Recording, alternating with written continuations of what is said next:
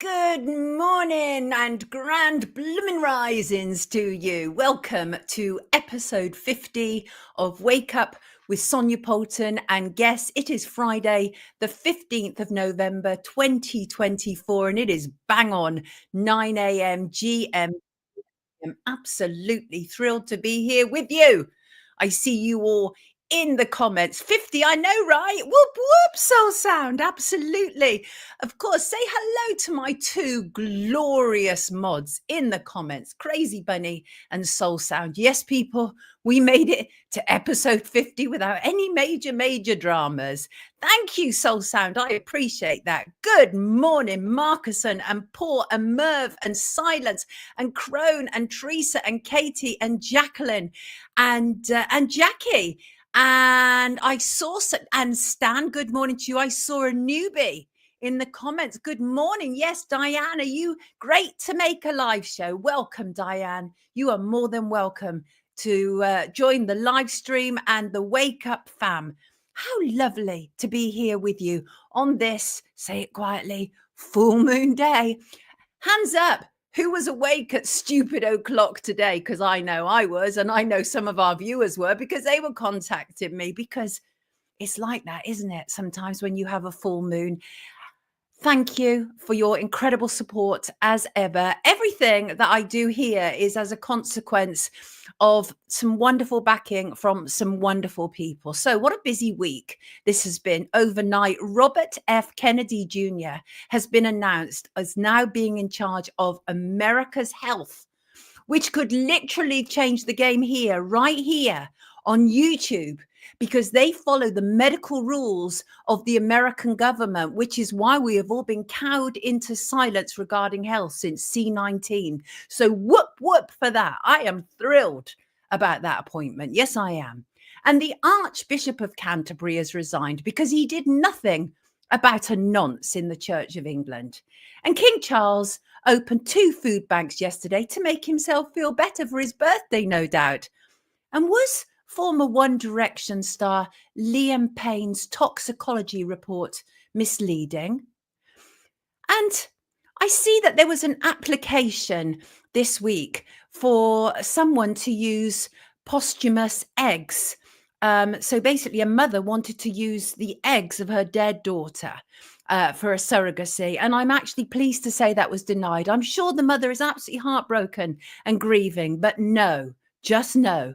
And geoengineering and the climate scam, you know, we are going to be drilling down on it big time today. I am delighted to be joined by Paul Burgess later, climate realist. He'll be breaking down the net zero lies. And how many people out there have asked me this week alone to bring on Paul? Well, he's here. You see, I respond to your requests. And Callum Smiles, journalist Callum Smiles, has returned from the US and has already booked his inauguration ticket. And he'll be joining us later to give us the lowdown on Trump's appointments, including, of course, RFK Jr. All this and more over the next couple of hours or so. We do news differently. And you know why? Because someone had to. Oh, yes. And I don't know if people around the world, because we have many international viewers, welcome to you. I don't know if people around the world are aware of our annual Poverty Fest that takes place on the BBC tonight, Children in Need. And of course, we shouldn't need charity to feed and educate children in the UK. But all our money, of course, is going to the Friends of Ministers and being peed up against the wall on the climate scam. So unfortunately, it would appear that we do. But Children in Need is like any charity, and it's full of people who are not worthy. And one of them actually is one Rosie Millard. Rosie Millard is the chair of Children in Need. She's a former BBC journalist who became rather more well known for falling out of her quite revealing tops. Well, Rosie Millard, as I say, is the chair of Children in Need, and she was on TV. I remember, see, I have a memory like an elephant. They tell us elephants have good memories, but when people cross me or do something so egregious, it just sticks in my mind. Well, I remember Rosie Millard being on Good Morning Britain during C-19. Now, bear in mind, she is the chair of a charity to do with children. Okay. And she was on Breakfast TV saying that not only should children absolutely be C19 vaccinated, but they should be vaccinated whether their parents like it or not.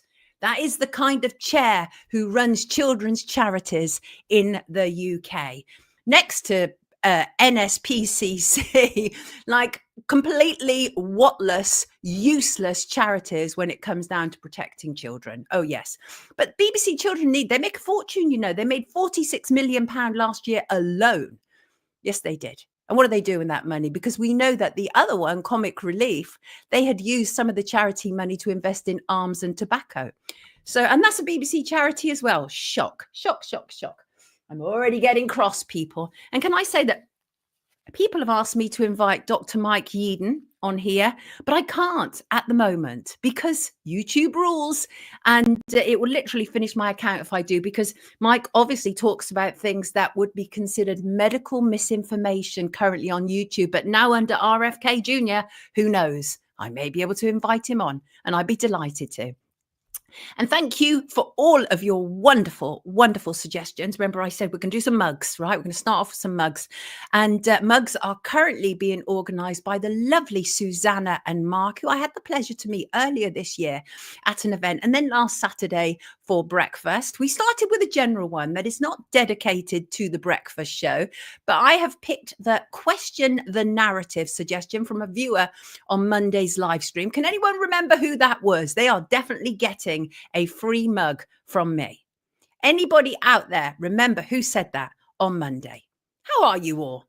Yes, how are you all? Happy Friday, people. Many people in power mugs. Yes, yes. I think Professor Richard J. Murphy would be a great guest. Shug, have I not interviewed him? But anyway, my opinion is of no worth at all, says Eric. Said who? Would you ever moonlight on Rumble to interview such people as Mike Eden? Yes, Vicky, I do. And so what I do is I do long form interviews. So he's a potential, obviously, for a long form interview. It's just time is not on my side right now. Yes, I disagree with him on that as well, Katie, I must admit. What's that? Me, perhaps I don't have a good memory. What's that? Just the term misinformation is a joke, either true or false, but misinfo is true info. They don't want you to know. Good morning, all. Says B. I have no idea what the conversation is. T-shirts, says Randy. Randy wants T-shirts. We'll be getting them, Randy. Yes, we will. Oh, yes, we will. Let me see. Remember when we would bring food into schools to give away? It's always became the norm since childhood. I remember that. I don't remember Lenny saying he doesn't need white money. Shug, I could see it. Remember how they've always used this charity money to send celebrities, certainly for Comic Relief, to send various celebrities, whether that's Gary Barlow or whomever, across continents. And I remember how Terry Wogan was paid multiple amounts of money for years for children in need. It's a scam. It's a scam. I don't want to take money away from children who need it, right? But honestly, we really shouldn't need charity at that level when we're paying the amount of tax that we are. Oh, Vicky notices that Pudsey has his one eye covered. He certainly does. Oh, yes, he does. Right. Let us have a look at the news. Okay. Rightio. First of all, thank you, Knight Jr. Left a comment on Monday's show saying, I hope this is going to be a regular show. And it is a regular show, Knight Jr. Thank you for all your kind words. He said it's complete and total unapologetic authenticity. Well, we like that. I like that very, very much. And yes, it is a regular show and I appreciate that very much. And we are hoping very shortly to extend to Wednesday. We've got ideas for a Wednesday show, which will be a slightly different format to Monday, potentially a regular panel on Wednesdays to go through the week's news. I kind of like that idea. So that's potential. Right. What else to talk to you about? Well, I have to comment on the issue of the Archbishop, right? I have to, because it's so egregious to me. Let me just find an image of him. I think probably one of the best images is this one. And this one, of course, is where Archbishop, or former Archbishop now, Justin Welby, was crowning King Charles. Justin Welby has now resigned as Archbishop of Canterbury after facing increasing pressure to stand down over his failure to report prolific child abuser John Smyth. I apologise. On Monday, I was calling him John Smith. That's only because when I'd copied over the name, autocorrect had changed it to Smith, but it is John Smyth. And so Welby has been in the post for 11 years. He was put in place by royals and then kind of agreed and signed in by various other members of the Church of England. But it's a very sort of closed shop situation that brings them into power.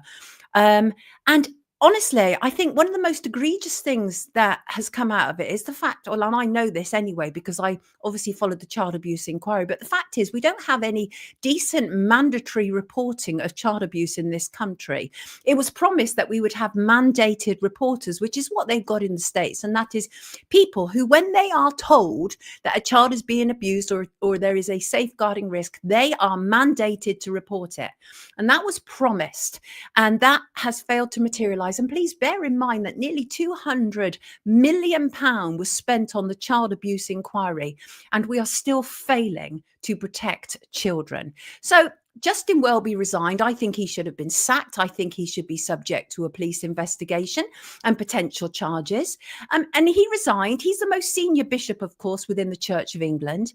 And he's resigned because of his knowledge and relationship of John Smyth, who was accused of attacking dozens of boys, including those he met at Christian camps in the UK in the 1970s and the 1980s. He was a barrister. He's now dead, obviously, because we let them all die, don't we, before taking action. But he was a barrister, senior member of a Christian charity. He moved to Zimbabwe, later South Africa, where he abused up to 100 boys aged between 13 to 17.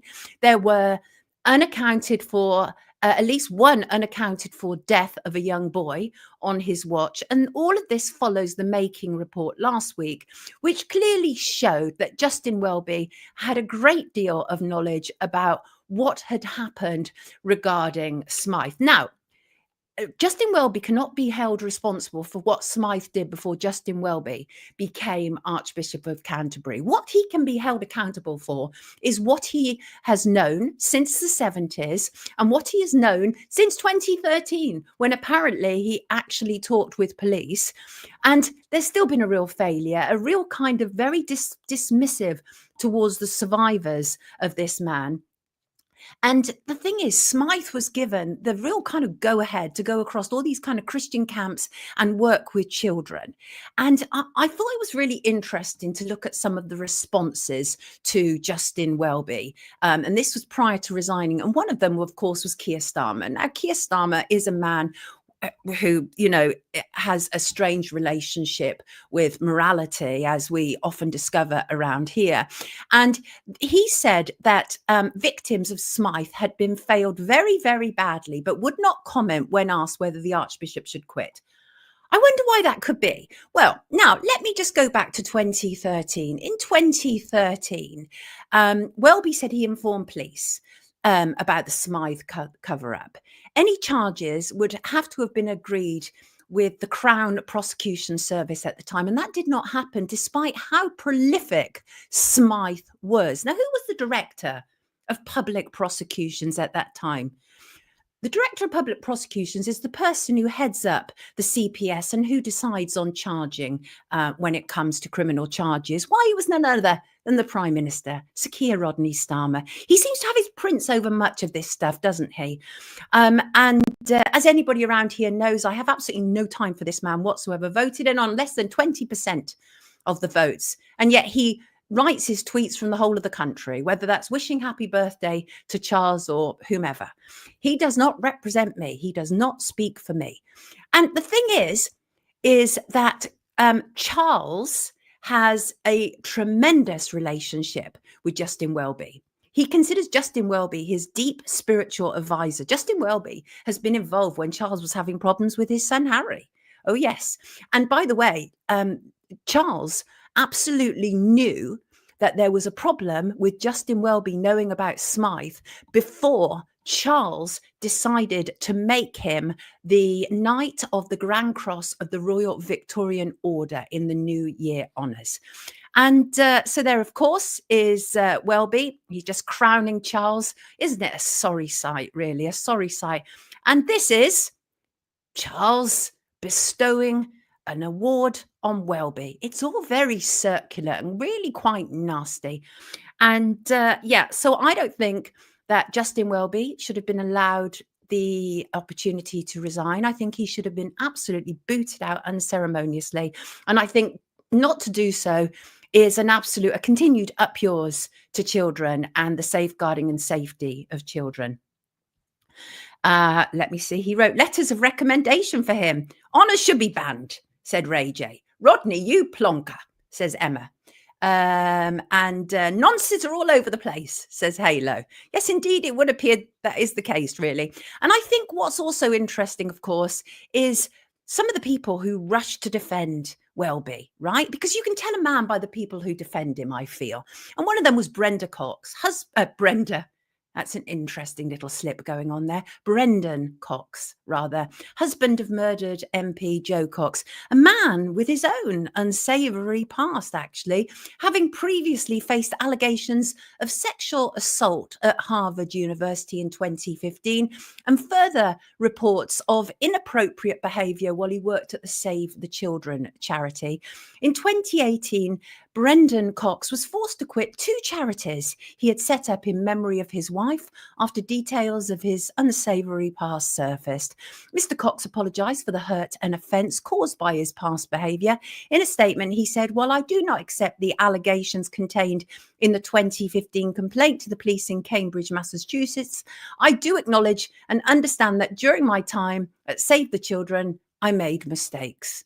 I made mistakes. That sounds a bit of a sort of coverall, doesn't it, for something deeply, deeply problematic. And Brendan wrote of Justin Welby. Justin Welby is a good man, and our country will be poorer without his voice. He was particularly good to me when Joe died. Privately and behind the scenes, he was incredibly kind when he didn't need to be. Yeah, but the problem is, Brendan, he didn't speak up about a nonce. So no matter how nice he was to you on the death of your wife, which is awful, obviously, he's failed children, literally failed children. This is not a good character. And guess who else has spoken up for him? Why, none other than former Tony Blair sidekick, Alistair Campbell, a man who is riddled with poor judgments. And I say that because I remember, in fact, I've got the tweet in front of me. I remember when Jimmy Savile died and Alistair Campbell tweeted, "Sad to hear of Jimmy Savile's death."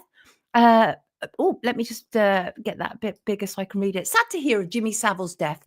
Majorly helped me out when I was on the Mirror a couple of times. Amazing charity man too." Yeah, Alistair. Jimmy Savile got involved in charities because that was a really good cover for the fact that he was not only a prolific nonce, a procurer of children for the British establishment, but also he was having sex with dead bodies in morgues. Yeah? So clearly, again, I mean, I'm not suggesting for a second that Alistair Campbell knew any of those things about Jimmy Savile, but it's just that Alistair Campbell also has rushed out to support Justin Welby as well. These people. Yes, Jan, Welby should have been sacked, absolutely. And then there was Rory Stewart, who does a podcast with Alistair Campbell.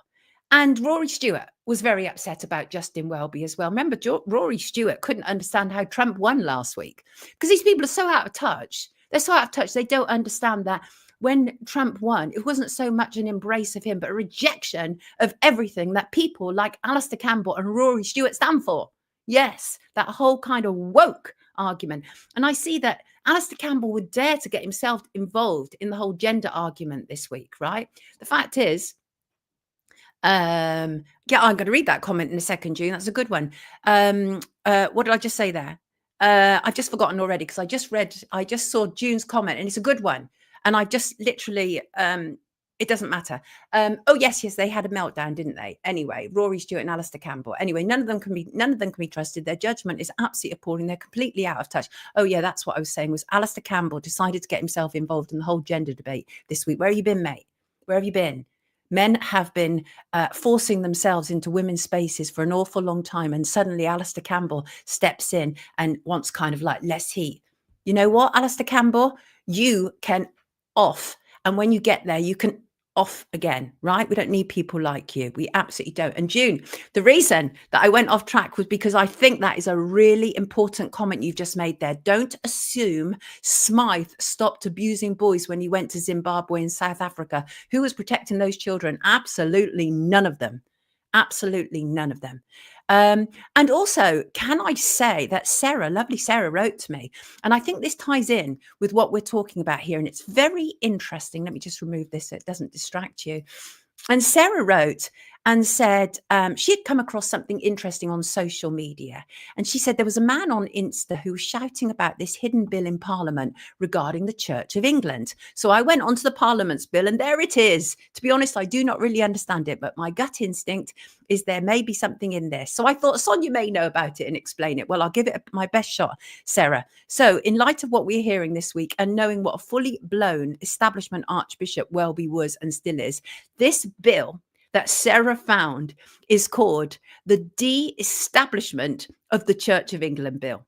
Okay, I looked into it. It's at its early stages. In fact, it has now been discontinued, Sarah, for the moment. Because it was right there at the start of its journey, and nothing went beyond its first reading in the House of Lords. It's interesting, though, that the man behind it is Lord Scrivens. He was appointed as a Liberal Democrat live peer in 2014. And he's focused much of his time on improving the immigration system, especially for LGBT plus applicants, NHS reform, privatisation, social care issues, and civil liberty issues related to technology and IT. But this bill, Sarah, you will be pleased to know, because I looked into it, I was like, what is it about? Okay, but it turns out that this bill currently is not going to make any further progress through Parliament. And it's very interesting, isn't it? The de-establishment of the Church of England. You can't get much more establishment than the Church of England. So what on earth did they promise to do? There's not a great deal of detail about it, but it's been stopped at the moment, Sarah. But I thought that may play into it in some way. Before I bring in our first guest, I just want to comment on the fact that the man accused of murdering 3 schoolgirls at a holiday club in July in Southport appeared in court this week via video link from Belmarsh Prison. He is, of course, murder suspect Axel Rudakubana. He's 18. He's charged with murdering the 3 girls, attempting to murder 10 others. He's also charged with having an Al-Qaeda material and making ricin. A judge has decided that for all of these things, he will face a single trial over the stabbings and more recent charges relating to the alleged discovery of ricin and Al-Qaeda material. Rudakubana was not asked to enter a plea at this hearing. It was a very short hearing, the first one at Liverpool Crown Court, where the trial will be held. He's also, as I say, accused of 10 attempted murders. None of the injured children can be named for legal reasons. During this week's 30-minute hearing at Liverpool Crown Court, Mr. Justice Julian Goose ruled that Rudakubana's trial will take place from January the 20th and last 4 to 6 weeks. The defendant was twice asked to confirm his name, but refused to reply and sat in his grey prison tracksuit with the sweatshirt once again pulled over his mouth and nose. Prosecutor Deanna Heer, QC, said he, Rudakubana, has taken the same position at every opportunity. Rudakubana obviously continued to be remanded in custody. Mr. Justice Goose said, "You're next required to attend on 12th of December. It will again be in this court. In the meantime, keep in touch with your solicitors, your barristers, in preparation for the trial." At the 12th December hearing, Rudakubana will be directed to enter his plea. Likely, he won't say a word because he seems to think that's going to play well for him. I mean, without going into any great deal, because it's a live case and there's not a great deal I can say, certainly not about motivation or anything. But I think everybody knows exactly how they feel about this. And as I say, just one more thing before I bring in our first guest, and that is related to this. Staffordshire police and courts have been busy this week jailing people for continued questionable reasons. Most notably seems to be a care worker. Her name is Cameron Bell. She filmed people protesting and rioting as she made her way home from work. She was said to have joined a group of masked men, live streamed them making racist comments on TikTok. It's pretty awful because the court heard that Bell was not present during any of the violence and that she was just live streaming it. And she was kind of forced into a position of having to admit violent disorder. She's been in custody since September, and she appeared to be on the verge of tears in the dock when she was convicted this week. And her lawyer, Stephen Rudge, told the court she was on the periphery of a group which had not confronted anyone. Because, this is about a chilling effect, right? That's what it is. That's what we're dealing with here. Mr. Rudge, her lawyer, said her involvement is to upload the TikTok footage that was not encouraging anyone to join in or extend the violence that had been seen earlier on. And you know what? The judge's sentencing is odd because it seems that Bell was partly jailed for the actions of others. Right? Passing sentence, the judge told Bell that members of the group, which was caught on CCTV near to the statue of Sir Robert Peel, were armed and plainly intent on further violence. Now, this really concerns me because what does this ruling actually mean for journalism, including citizen journalism? That is, are we in trouble if we film something that the state does not want us to film? Can we be arrested? Can we be denied bail and then imprisoned? I think the answer appears to be yes. And that, for somebody in my position, is a deeply scary notion indeed. This is a scary new world, and we need to rail against this. Yes, we do. And I'll be talking a bit later about journalist Alison Pearson, who had a visit from the police last weekend, apparently about a year-old post. Yes. London lady is so happy I can chat here for a bit. I'm on public transport today, so can type until 9:55. That is very precise, London lady. Lestu says, investigate Glasgow Celtic Football Club, Sonia. Oh my God, how much have I done on them? I've even interviewed some of the survivors. I will try and find links to those and put them in the description at the end of the stream. Right, just leading into our first guest now, and that is viewer Karen, who has sent images of geoengineering that she has observed, wrote, would it be possible to have Paul Burgess on your show? Bless him. He has his own YouTube channel. Here's his latest video. And Paul is going to be our first guest, but Karen was not the only person to ask for Paul. Oh, no. And also, we had Sean asking for Paul. I've listened to Paul and many others. He is a very intelligent man. He's not doing what he's doing for money. He is exasperated by the lies he sees being pumped out by mainstream media. He has challenged anyone to debate the issues properly with data, with evidence. Nobody is willing to do it. I wonder why that is. And I also received an email about 5 o'clock this morning from viewer Trev, who also said, could you ask Paul Burgess on? And I was able to respond to him like, why are you awake? And because full moon, crazy stuff.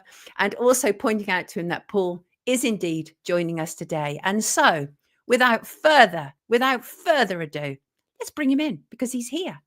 Here he is. Good morning, Paul Burgess. Good morning. How are you? Okay? It might be a good idea if I put in my earplugs, Paul. Sorry, I always forget to do this. Okay. There you go. There he is. Wonderful to have you with us. You are in demand amongst our viewers, Paul. Oh, thank you. Well, it's not me. It's not me. It's not about me. It's about the message. Well, it's about your work, Paul. So I'm not going to allow you to be self-deprecating right there. You have been doing some stunning, tremendous work, and let's talk about it. You describe what you do as climate realism, right? Yes. The science and truth behind the worldwide climate alarmism scam. Yes. Talk to us. So first of all, let's have a little understanding of your history and what brought you to making these YouTubes, Paul. Okay. Am I correct in saying you are, and I don't know exactly what that is, but I'm sure you're going to explain it. You're a retired chartered water resource engineer. Yeah, I am that. I am a retired environmental engineer, chartered environmental engineer as well. My work in water resources involved studying. I ended up in my late 20s in charge of the planning of water resources in the whole of Wales.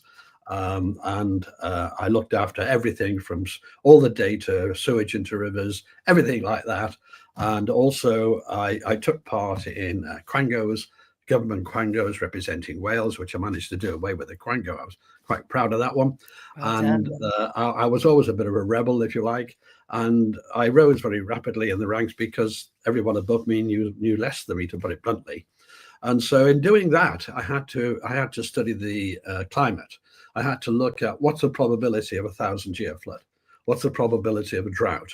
So I became a climatologist, if you like, but a hydroclimatologist, so looking at the entire water cycle. So I was heavily involved in the climate, which was fundamental to everything I do. I was also responsible for the collection of all the meteorological data for Welsh Water at the time. It was called the Welsh National Water Development Authority at the time. So we had all the gauges all over the UK, and so I was responsible, all over Wales, so I was responsible for that. I was on steering committees and various things like that. And then in the end, I couldn't take it because I found out that government organizations like that always look out for themselves. They're not there for the public. They don't see the public as a consumer. And I think I'll give you one example of what got me upset before I left. And it was the Anti-Coastal Pollution League. It's a current topic today about raw sewage, yes? The Anti-Coastal Pollution League sent me a chart and said, we found these 3 raw water sewage outlets in Wales. Is it true? So, well, it was true, but they had a lot more than that. So my stance was to tell the public the truth and then deal with the consequences, yes? And the consequences are, first of all, there are many, many more than they said. So I gave them the complete chart, gave them all the figures, and I pointed out there isn't the money to put it right. But before you put anything right, you've got to understand the problem. And there's the problem, for which I was heavily criticized above me for being so public. And I thought, hold on, we're a public authority and I'm meant to keep things secret. And if we keep things secret, and by the way, I had Lord Brecon once, he was the chairman. He walked into my office and I was the 11th employee. We employed thousands of people. I was the 11th appointment in the whole organization. And he walked into my office, picked up a piece of paper. He said, what's this, Paul? And they used to do this to everyone. And I said, it's a pollution report, sir. And he'd say, fine, what happens? So I said, I sent it to operations and they file it. Well, what happens then? Nothing. Well, he said, oh, well, are we prosecuting? I said, well, it's us. We're the biggest polluter. So we are not only we're not only the policeman, we're also the polluter. And so, and again, I even as an 11-year-old, I was given pocket money to, and a very small pocket money, I was giving some of it to a charity that tried to minimize pollution in rivers. Wow. So I'm very, it was called the ACA then, the Anglers Cooperative Association, and they used to have a fund to prosecute polluters. And that's what I contributed to. A little badge I was very proud of as 11. And so that's my history. And then I went into business. And around about, when Al Gore movie came out, around about 1999, 2000 or something, around about there, I swallowed it at first. I thought, crikey, this is serious. But then as a scientist, I started to look at it. And I very quickly saw that it was total rubbish. And then I actually was embarking on the adventure of a lifetime, which is I did a 10-year sail with my wife around the world in our boat. Yes. Wow. And we swam with whales. We had experiences with a baby whale and the mother the baby whale came towards me underwater and to look at me. And the huge mother came between us and just guided the baby whale away. And then it brought the baby whale to us to show the baby whale the rib. Wow. And I've swam inside a dolphin shell with the dolphins. I've been towed, mind you have to tow because of the speed. I've done all sorts of things like that, as has the wife. And so I've sailed through the garbage patch in the Pacific, which doesn't exist. I did that just as a check. And and I've been to islands where they're only a meter above the sea level. Yes, and been that way for a long time. And I've experienced a lot of environmental things as I've sailed around the world. Yes. And then I came back. Well, during that, I was getting very disillusioned with the propaganda, and so I started to make videos. And because I made documentaries in sailing around the world, like we made a documentary in Myanmar on a three-part documentary for television. We made that, and so I was set up for full broadcast and everything. And then I started to get so angry with the world. I'm an angry old man, if you like, that I didn't want to leave the world as it is to my grandchildren. I've got 10 grandkids. And I thought, well, the best thing I can do is have a go at this.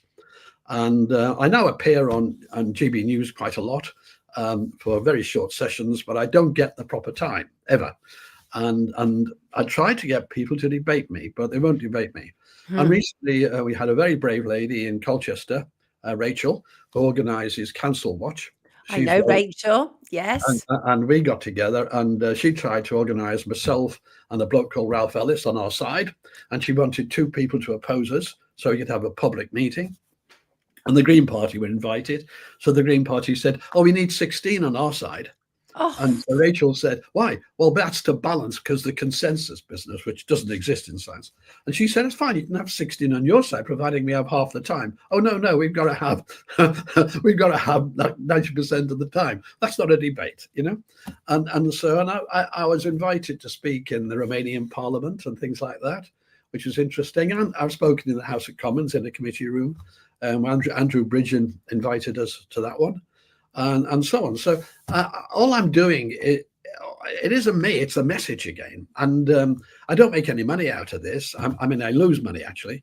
And so I do it simply because of the passion. And I get so angry.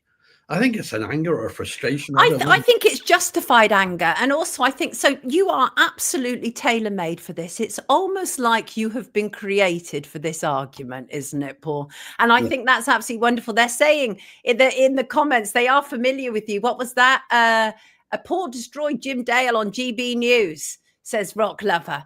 And so the thing is, I think you're absolutely well within your rights to be angry. It's very wrong what's happening. And you have a very rich history and an understanding, a world understanding of what is going on, man in sync with nature, even to that degree. But you also understand the scam that is taking place and has been visited on us for a very long time. And so I think that's what makes your work so important, Paul. We have so many experts, but not so many people with true knowledge. And you have true knowledge, and that is what we need more of. No wonder people have been recommending you to come on the show. So let's delve into this, right? Because one of the people that you've gone after absolutely fully, and why ever not, is Ed Miliband. Ed Miliband, of course, is, well, now, I mean, where do we start with him, right? Ed Miliband is full of deceptions. He's been put in charge. He's the Secretary of State for Energy Security and Net Zero of the United Kingdom. That sounds very impressive. Is he the man for such a job, Paul? No, he's not. It's actually worse than anyone can imagine. I can't explain how bad this is. I really can't. He, first of all, look, people's qualifications, I've got a master's and bachelor's and so on, but it doesn't matter what your qualifications are. All that matters in science is the evidence you bring and the understanding you bring.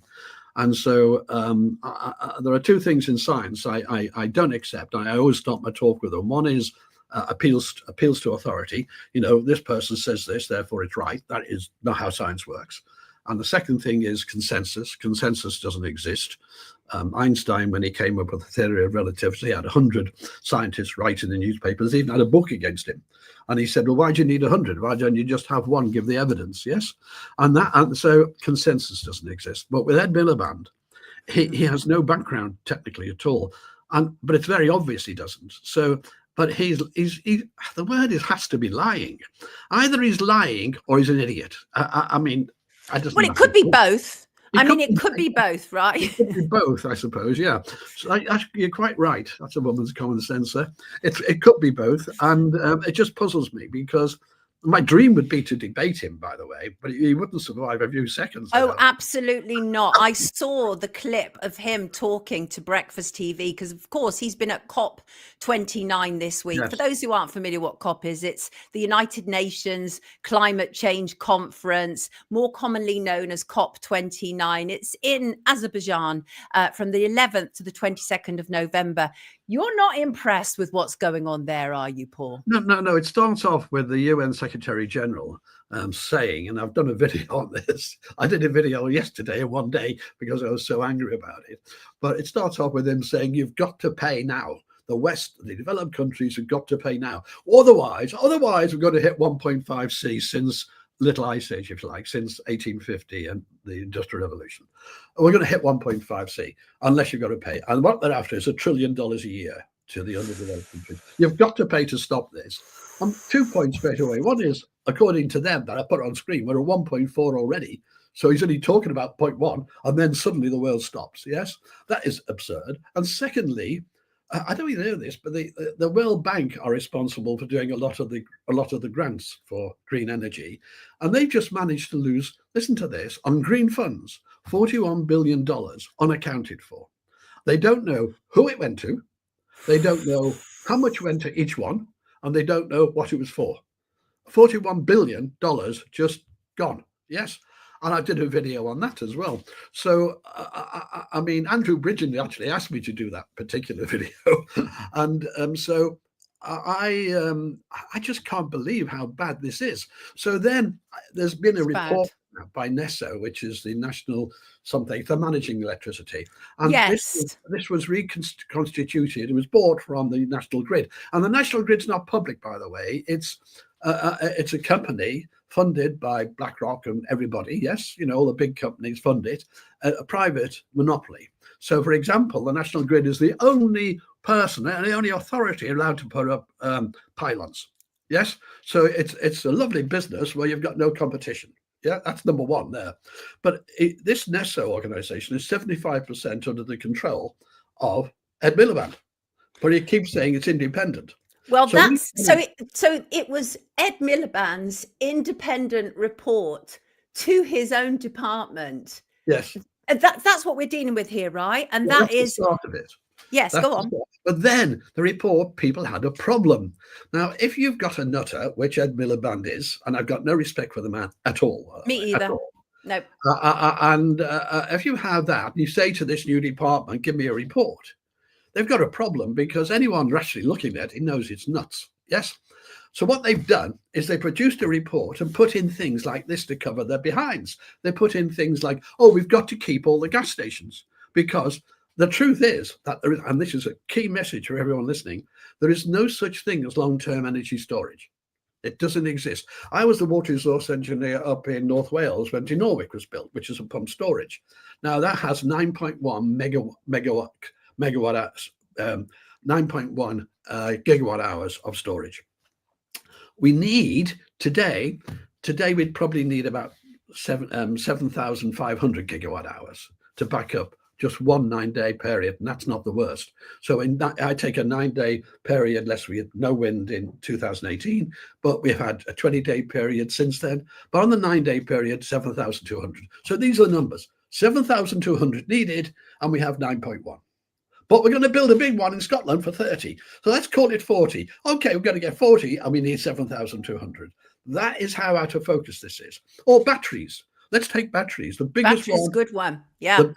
Besides, we just built a battery farm. I hate to call them farm because they're not wind farms; they're industrial complexes. Yes. Yes. Yes. And there's one that's just been built, which is 198 megawatt hours. To give you a scale, there, it's 1/5 of a gigawatt, and we're after even today in the 7,000s. Yes, but actually, it's built not for storage. It's built for regulating the frequency because the wind turbines, come in. And there's two things that can bring a grid down.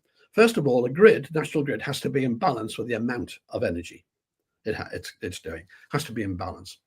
It can't have more in than out or more out than in. Yeah.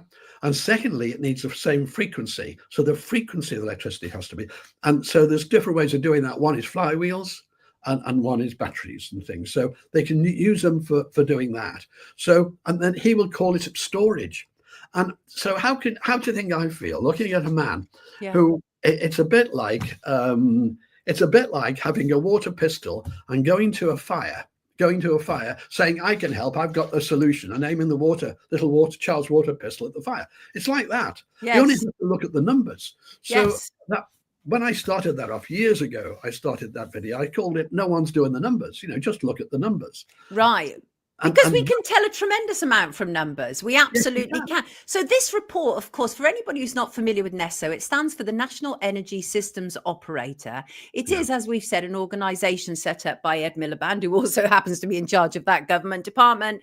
And it gives advice on how we're going to apparently get clean power in Britain by 2030. There's that year again. We talk about 2030 a lot around here, Paul, obviously, because it's about the UN Sustainable Development. And that's what they're all aiming towards, isn't it? But one thing you're absolutely very clear about is not only does this man not know what he's talking about, but he's on a course to absolutely bankrupt us because of the transference of wealth that is taking place, right? Yes. If you take it, let me give you a perspective.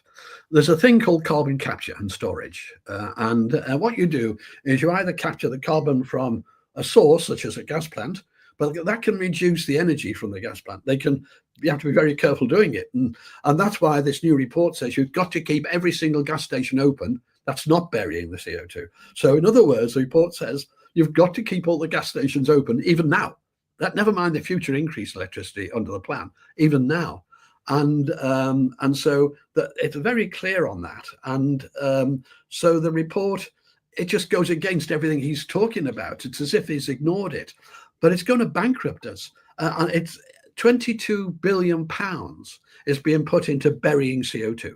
There's a new video coming out. I've called it Ed Miliband's Hole, and it's a £22 billion.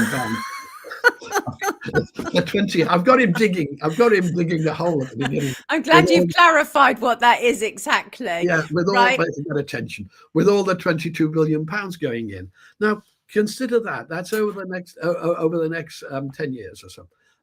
22 billion for burying CO2, which, by the way, when you work out the maths again, is like it's like saying, hold on here, a blue bottle's just got onto that airplane, it's going to be overweight. It's right. And it's 22 again. They do like 22, don't they? They had that 22 billion black hole as well. What did you think about the new announcements yesterday from Ed Miliband's department that they will ban all new coal mines? What do you think about that?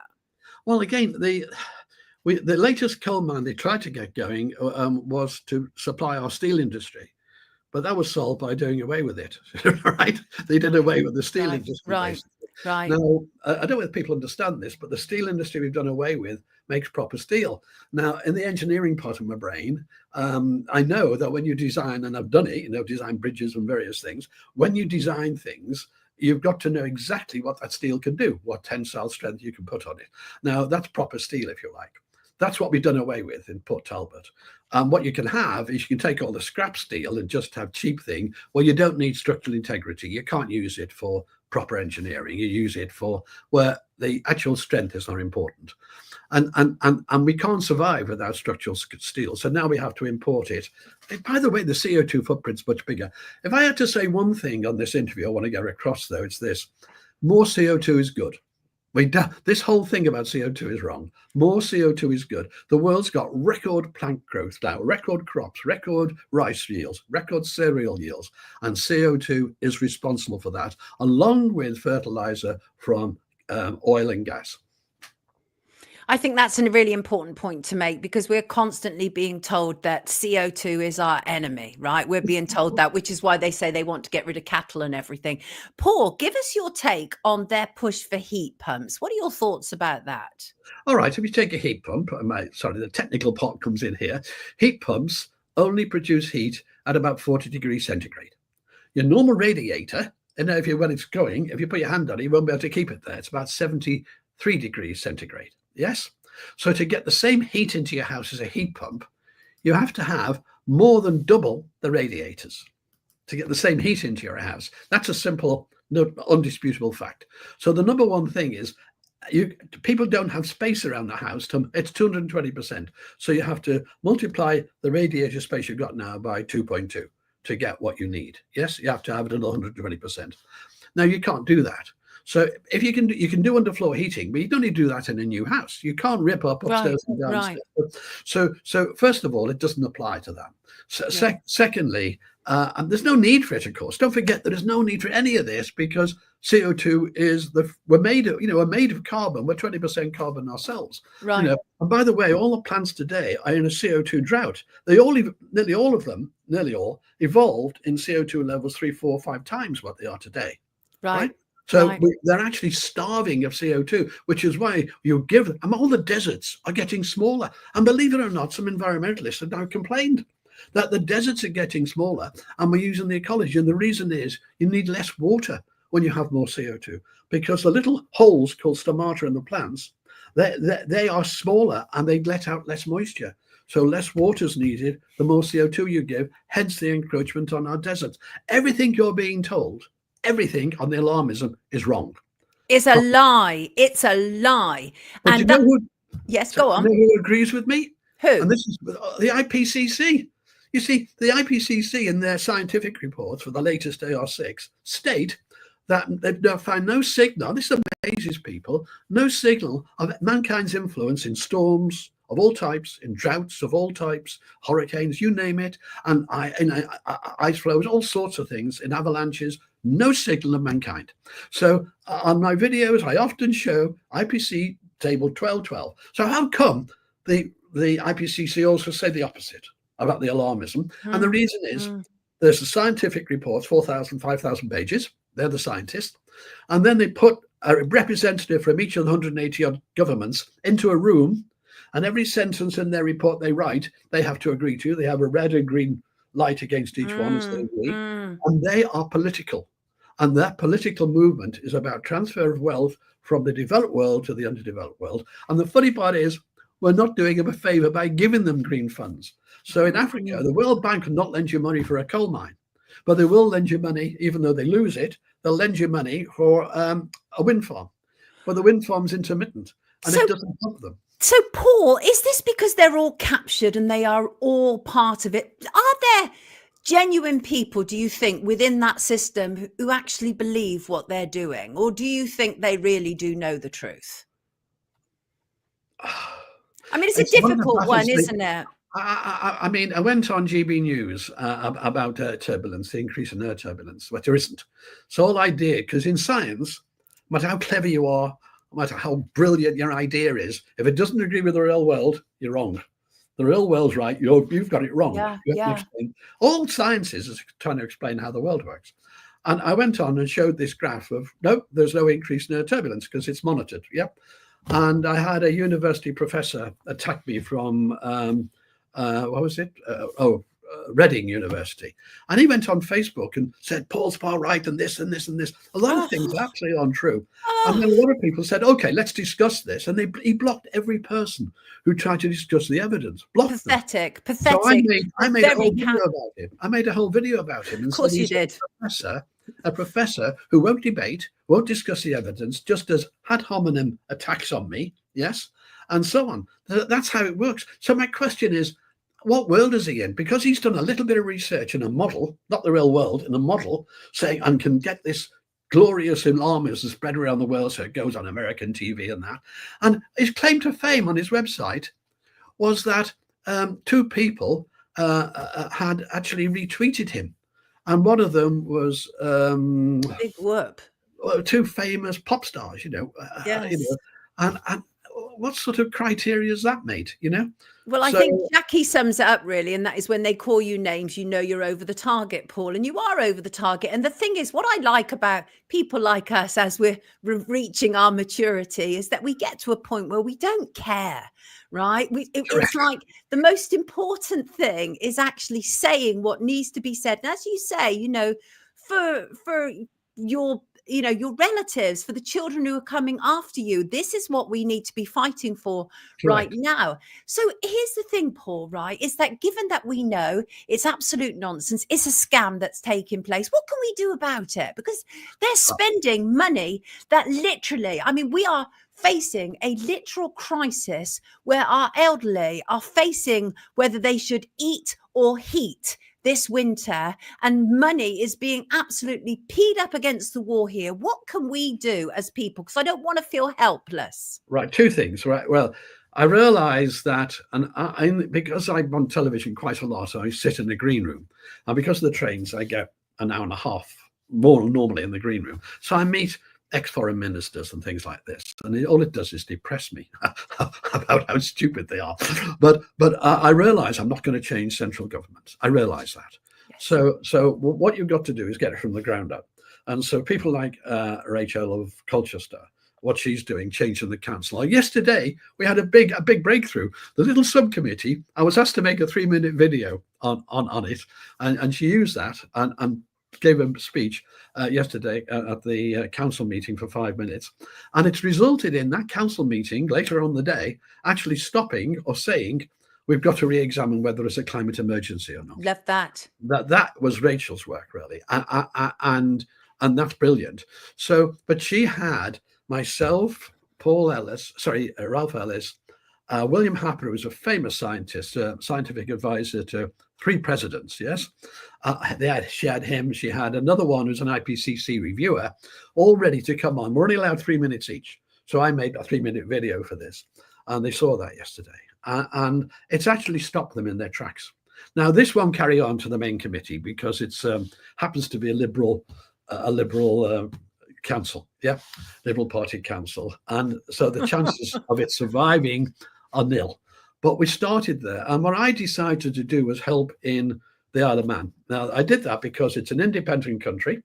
It's got 24 what we call MPs. They call them MHKs, members of the House of Keys, and could have an effect there. Well, because a woman, again, women are great at organising these things, I can say that. A woman called Sue, and not a man called Sue, in this case, a woman called Sue. And I went to the Isle of Man, hit the ground running, so straight onto their broadcast network, for their radio and actually on TV as well. And then meetings in the afternoon, other podcasts, all sorts of things.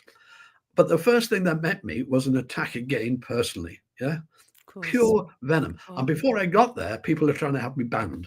And when I found out who's trying to get me banned, it's the public advisors, public consultants for PR to the wind farm industry. They can't dare face off with you. And they can't. No, they can't. So basically, is to try to change that and then roll it forward. I think now there's a chance of changing the path they're on.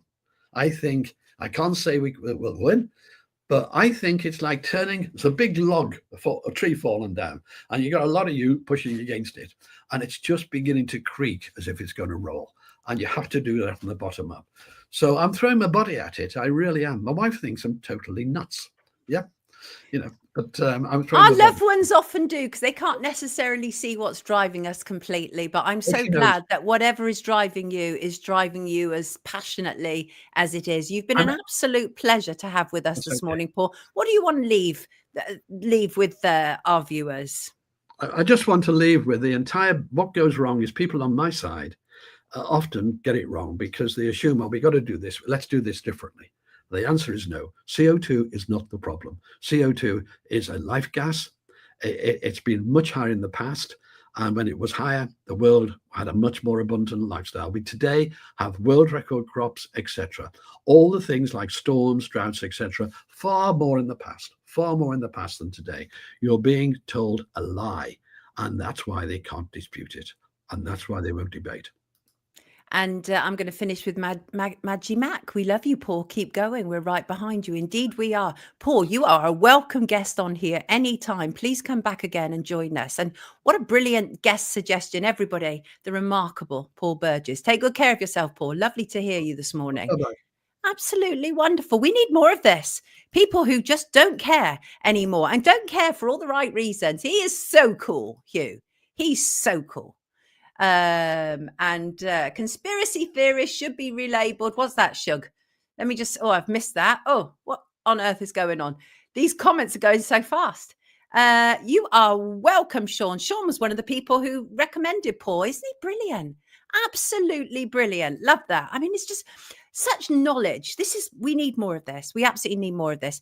Right. Just going to ask you people, where do you watch us? And this is where Lydia watches us. Good morning to you, lovely Lydia. Says, my setup, work and your show on my phone. We love that, Lydia. Please keep sending in your videos and your images of where you watch Wake Up, please. And because I'd love to see it. I love to see where you are when you're watching us. Thank you, Lydia. Absolutely wonderful to see that. Right. I love you, Paul, says Shell's show for the people. I love you, Paul. Isn't he fabulous, Shell? Fabulous. Peter says, thanks, Paul. Much appreciated. We're going to be welcoming the lovely Callum any second. Yeah, it was awesome. Wasn't he awesome? Proper dude. Proper dude. Great comments here. Thank you so much, everybody. And again, keep recommending people to come on Wake Up, because I cannot see everything and hear everything. And so I need your eyes and your ears as well to make this show what it is. And on that point, I'm going to bring in our next lovely guest, because he's lovely. His name is Callum Smiles, and here he is. He's smiling. Good morning, Callum. Good morning, Sonia. How are you? I'm great. Thank you. Lovely. Lovely to have you with us. Back from the USA, of course, Callum joined us. He was in America before, during and after the American election, and he's already booked his inauguration ticket. Callum, you are a keen one. Yep, flights are booked. Going, heading back out to the States on the 19th, the inauguration on the 20th of January, and looking forward to it.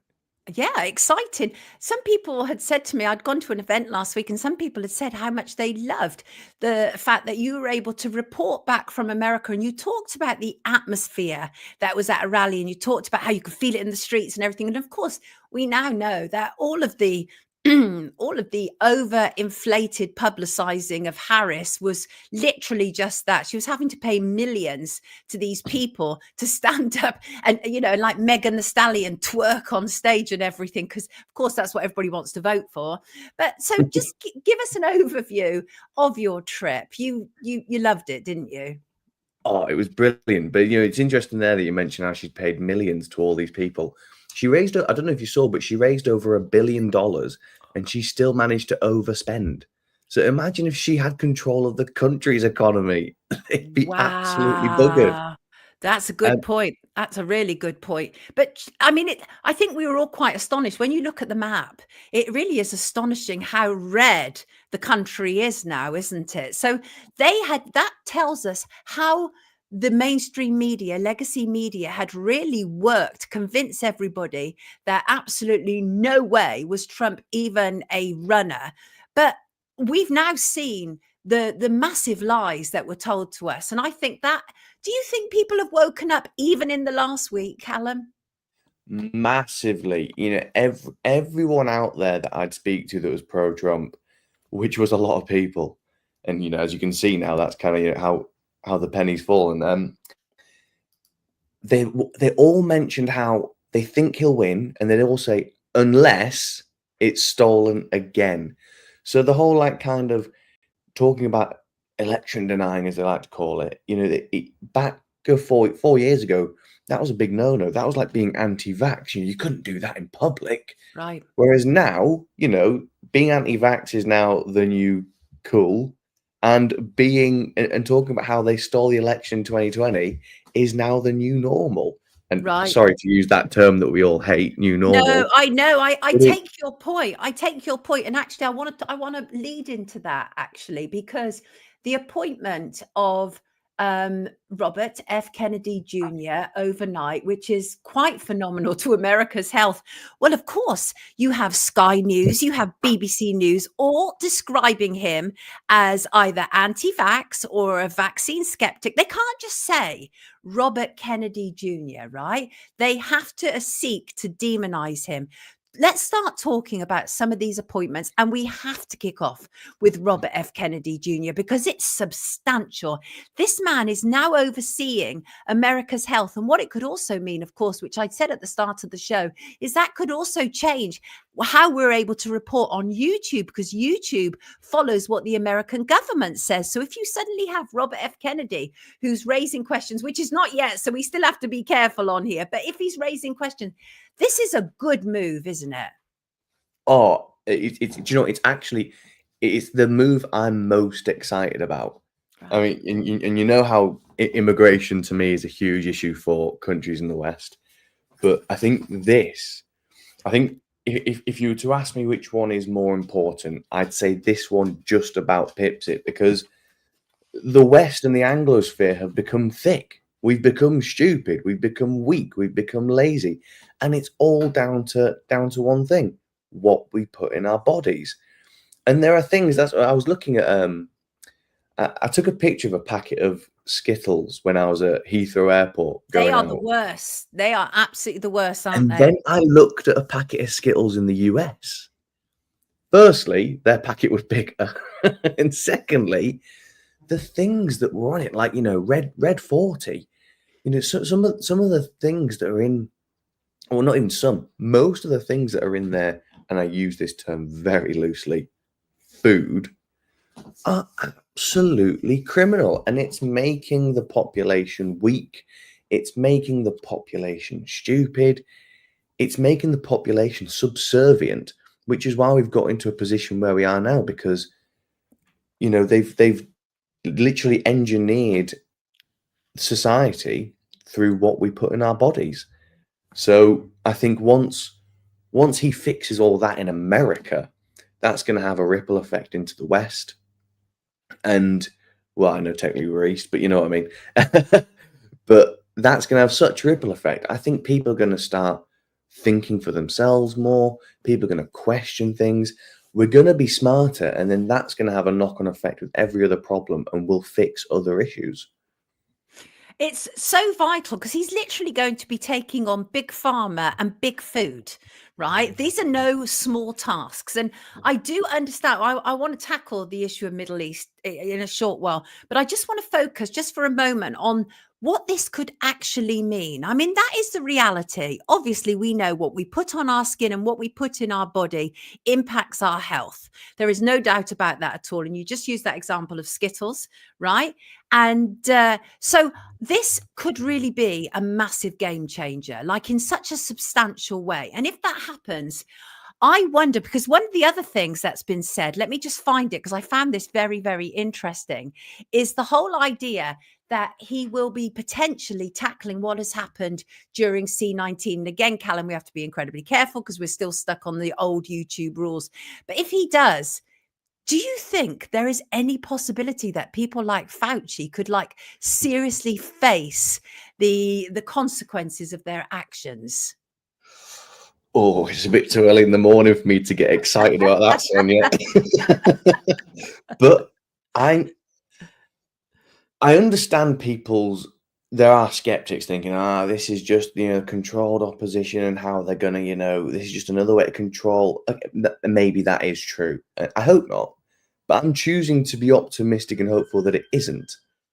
And I say so because, Bobby Kennedy's got a record of actually prosecuting these people, and that's without the state backing him. So he's always been fighting an uphill battle, getting results, whilst they've still got the state on their side. Well, that's now changed. He's now in the new state, and they're now going to be on the uphill battle, but having to defend. So I'd say 80-90% optimistic, positive, hopeful that I actually think this administration is going to, I don't just want to see some of these people fired. They need to answer for crimes that they've committed, and I think they will. Now, here's a big one that we have to tackle. Trump has employed too many Zionists, and it would appear that he has a full batch of Zionists there, including, I think, probably mostly people like Marco Rubio. And obviously, there is that infamous video of Marco Rubio. He's the Florida senator. He's known for his hardline policies on China and Venezuela. And have you seen that video where he's talking about Hamas? And they're asking about Hamas and the problems there. And I mean, Marco Rubio's attitude is basically, well, it's just one of those things, right? Hamas is to blame for the deaths of all of those children. Talk to us about that. What are your thoughts? Because some people in our comments are really concerned about the Zionists who are in Trump's new administration. Yeah, I again, a bit like the point I just made. Then I can kind of understand some people's skepticism, and I hope they're wrong. I'm like I said, I know they'll be more disappointed than me, but I think. All right, I think some people are can be blissfully naive about some of these, like some of the things they support. Maybe they're not. I'm not sure. But I think ultimately, do you really think they are blissfully naive, though? I mean, I'm not. No, not all of them. Not all of them. I mean, because I think that obviously all of those things, right? Tackling big pharma, tackling big food, all of that stuff is fantastic. And I back it to the hilt, right? But I don't back to the hilt the continued genocide or bombing of children. And I am deeply concerned that people like Kennedy, with their foot in government, will allow this to continue. And I know I'm not alone in feeling that. And I know that we can't put it down to their naivety. But what I'm hoping is that there will be more of a balance once they get into the administration. But I don't know. Yeah, and I think we are going to see some more peace in the Middle East, because, I take what seems to be a bit of an unpopular position is that there's criminals on both sides in Israel and Gaza. There's a lot of people on both sides who've killed innocent people. And I think all people who do that should be held accountable. But at the moment, if I was an American, what would I be voting for right now? Things happening in another country, or my own country that's currently gone to the dogs? And I think a lot of these people, some of them have maybe lent their vote to these people, knowing full well that maybe that they are pro-Israel and it might cause problems in Israel. That all remains to be seen. But they'll be thinking ultimately, right now, we have big problems here in America, and they are the right people for that. So, yeah, maybe I might be wrong. I might get it wrong. Any of us could be at this stage, right? But at the same time, let's look at the last Trump administration. There were 5 Middle Eastern peace deals signed under his administration. We saw the most peaceful world we have seen in my lifetime. And I know I look 18, but I'm 30 next year. I'm going on track records that we've seen. And the track record that we've seen is that Trump is the last president under Biden, Trump, Bush, Obama that Putin hasn't entered another country. He's the only president I can remember that has had Middle Eastern peace deals signed. When Trump's in charge, the world is more safe.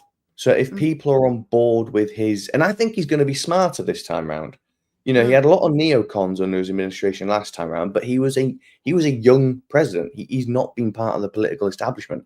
Well, he's coming, second time around now with more experience. So I'm going to be optimistic and have faith that Trump's entire team, all right, you'll get some bad apples everywhere, but on the whole, I think his entire team is going to benefit anyone that's human.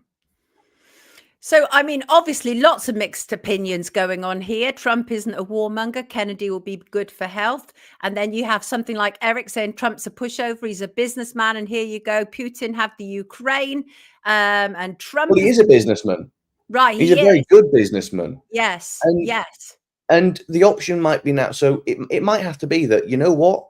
Well, actually, because the Ukrainians actually have taken over some Russian territory as well. So it could be the case that there could be a deal saying, right, we'll leave this bit, you leave that bit. But what the only option to basically go back to exactly where they were is to then send American, British, French, German troops into Ukraine. Why should we go and die in another country for another country's problems when it could be the case to go, right, let's just call it there. That's enough. Stop it, both of you. I know one of you is going to be unhappy with this deal. However, there's going to be less bloodshed. I think that's the best option right now. A couple of people are asking who you work for. You don't work for Rebel News, do you? You don't work for Rebel Media. Who they sacked me over a year ago. Who were you reporting for in the US? Remind me. I was working for a company called Vox Populi. That's it, Vox Populi. Right, exactly. But you are primarily an independent journalist, right? You are primarily an independent journalist. When this is done, I'm going cleaning windows. Are you? Yeah. Are you really? Bless you. Yeah, that's my business. Yeah, because we all have to earn a living, right? Absolutely, we do. So let's just talk about some of these other appointments, okay? Because I think some of them are really interesting, right? So, for example, Tulsi Gabbard. Now, that goes completely the other way, right? Because people are like, oh, no, she is a Russian person, right? So that goes completely against the whole idea of what people say about the New World Order. So it could well be that he has decided that his administration is going to have people from all segments, from all sections, in order to be able to balance it out. I don't know. I'm being kind here, but tell us about Tulsi Gabbard. What do you think about her appointment as Director of National Intelligence, which has made organizations like The Guardian go into a tailspin? They're petrified. Well, I think rule of thumb is if somebody gets called a Russian asset, or if the Guardian complains about you, you're probably doing something right. Right. But I remember watching a video back in 2018 when Tulsi Gabbard was speaking, and I was watching. I thought she's not a Democrat. She will not be a Democrat for long. And I was right. Here she is now. She's not just basically lent her support. She has now joined. She's officially a Republican. And I think she's a brilliant person for his cabinet. I was actually reading some things where people were saying, "Oh, he's shafted Tulsi because she's not got this," and I was a bit concerned. I thought, "Oh no, I hope not," because I think she's a really, really good person to have. Because I think I think she has a good mix in her brain of politics, understanding how the political system works. And she also kind of manages to do it with a heart as well. She's a sort of person I think most people would love to have round for dinner, and would also love to have working for them. I think she's I think she's one of the best appointments he's made. So, thumbs up for her. What about Peter Hegseth, who's actually a former Fox News host? He's been put in the role of Defence Secretary. Again, people are very concerned about that appointment. He's a staunch conservative. He opposes what he calls woke military programs. Well, that has to be a good thing, doesn't it? Again, another tick for me.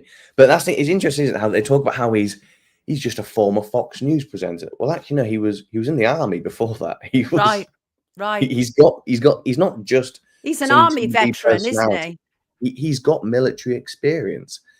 So I think it's worth to at least give him a go before completely slating him. And like I said earlier, if Trump's going to continue what he was doing last time, where there was more peace in the world, why does it matter who's there if it's working? Right. So here's the thing: are we all too critical and suspicious? Is there a place here where we need to kind of stand back and see what because they're in power now anyway, right? And provided he gets through the next 2 months, although I read that he was saying at Mar-a-Lago that he wants to pull the date forward. Only Trump would say something like that. But I mean, so the thing is that people are very quick, aren't they, to criticize these appointments. And I do, although I do have to agree with Rock Lover here, and that is there is concerns about Peter Thiel. We've heard about that, right? And so there are some concerns there about big business and the role of Wall Street and how much Trump will get involved. But you need finances, obviously, to back it up. The problem is, of course, is once you have Wall Street involved, who are a lot of Zionists anyway, there is a problem there. But are we all jumping too quickly, Callum? Is that your sense?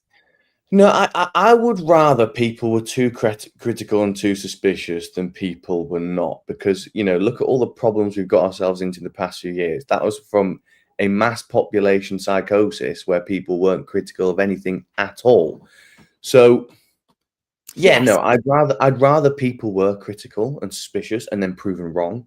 Because I think people who are critical and suspicious I think they want to be proven wrong. They're open to being proven wrong. So it's a good thing when they are, because that means, well, the worst case scenario didn't happen. So I think it's good to have that level of skepticism, because I think it also keeps the people that you're skeptic of on their toes. Almost kind of holds them to account. So yeah, good to be suspicious and skeptical. But I honestly believe, and like everyone's already asked, who does Callum work for? I work for me. Right. unless I want a nice trip paid for. Right.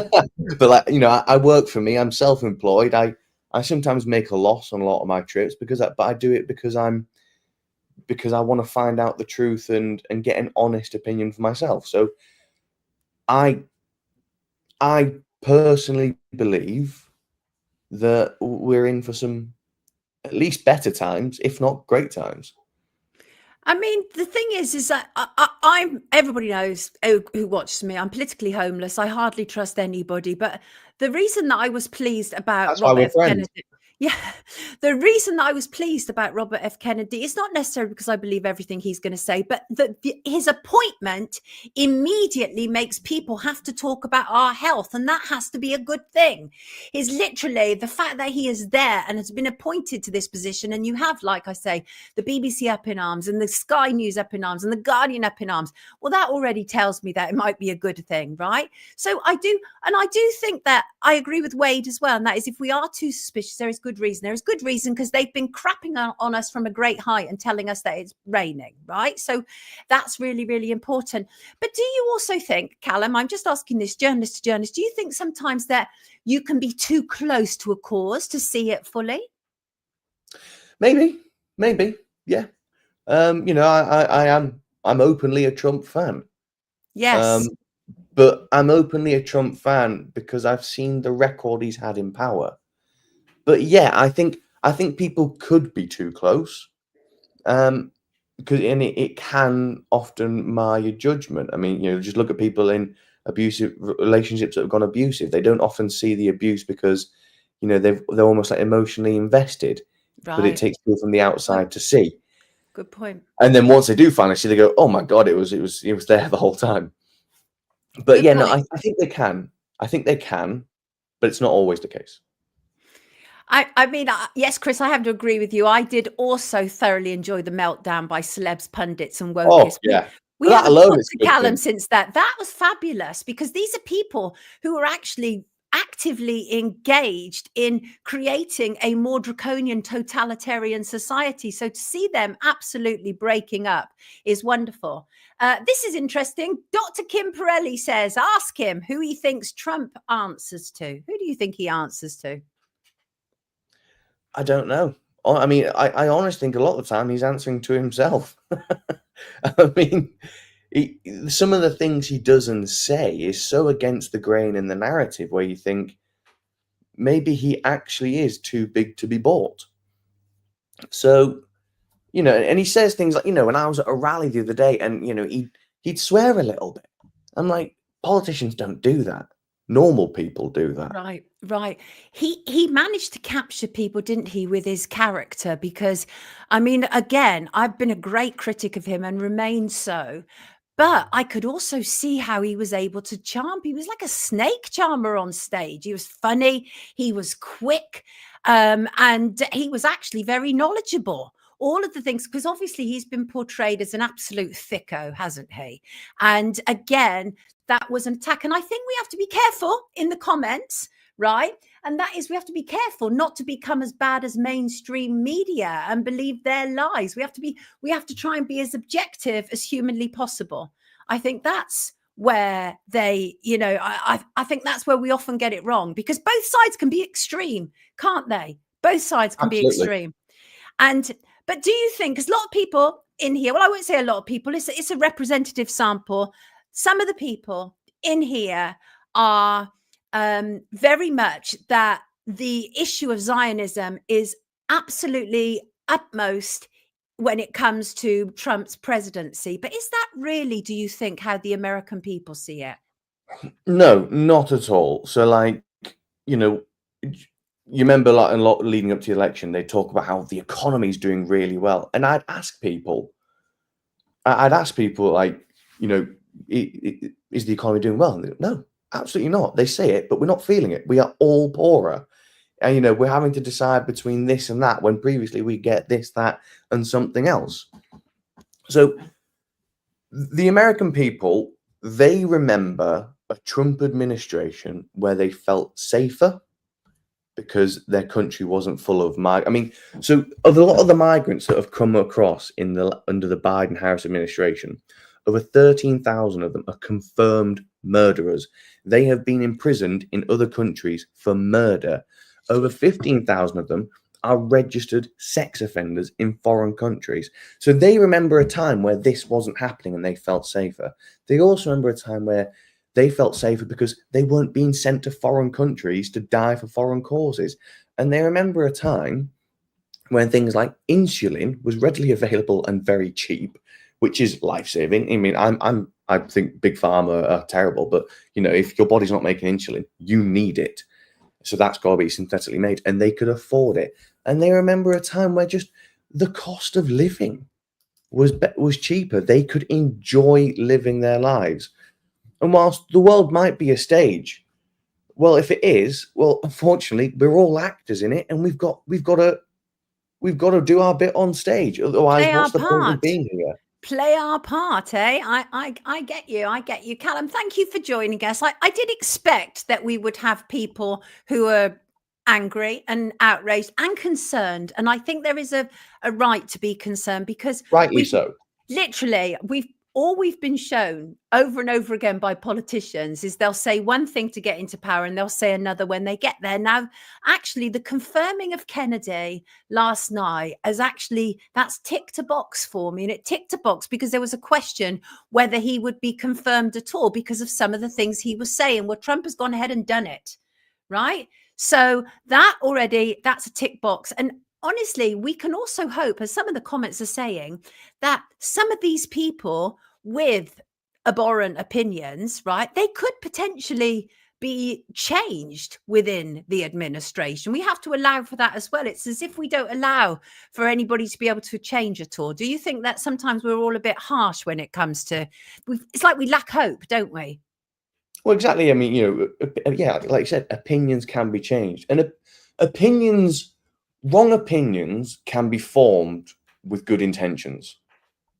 You know, people make mistakes.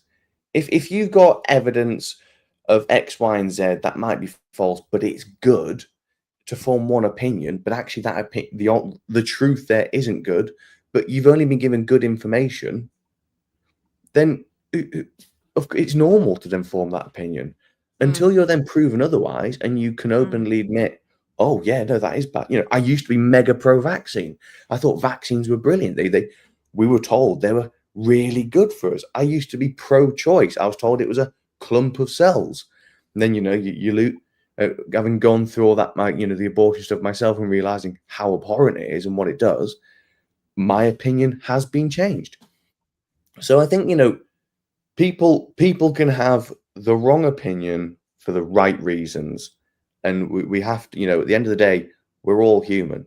Unless some of these people aren't human and they're lizard people, in which case. Who knows? Time to bring on David Icke, clearly. Listen, Callum, thank you so much for joining us, right? And being prepared to answer some of the more critical comments, which is always great, because we have to, as journalists, we have to be able to, if we're going to come out saying something, we've got to be able to fight our corner. And I think you've done it ably, frankly. Thank you. Ian says, agree, Callum.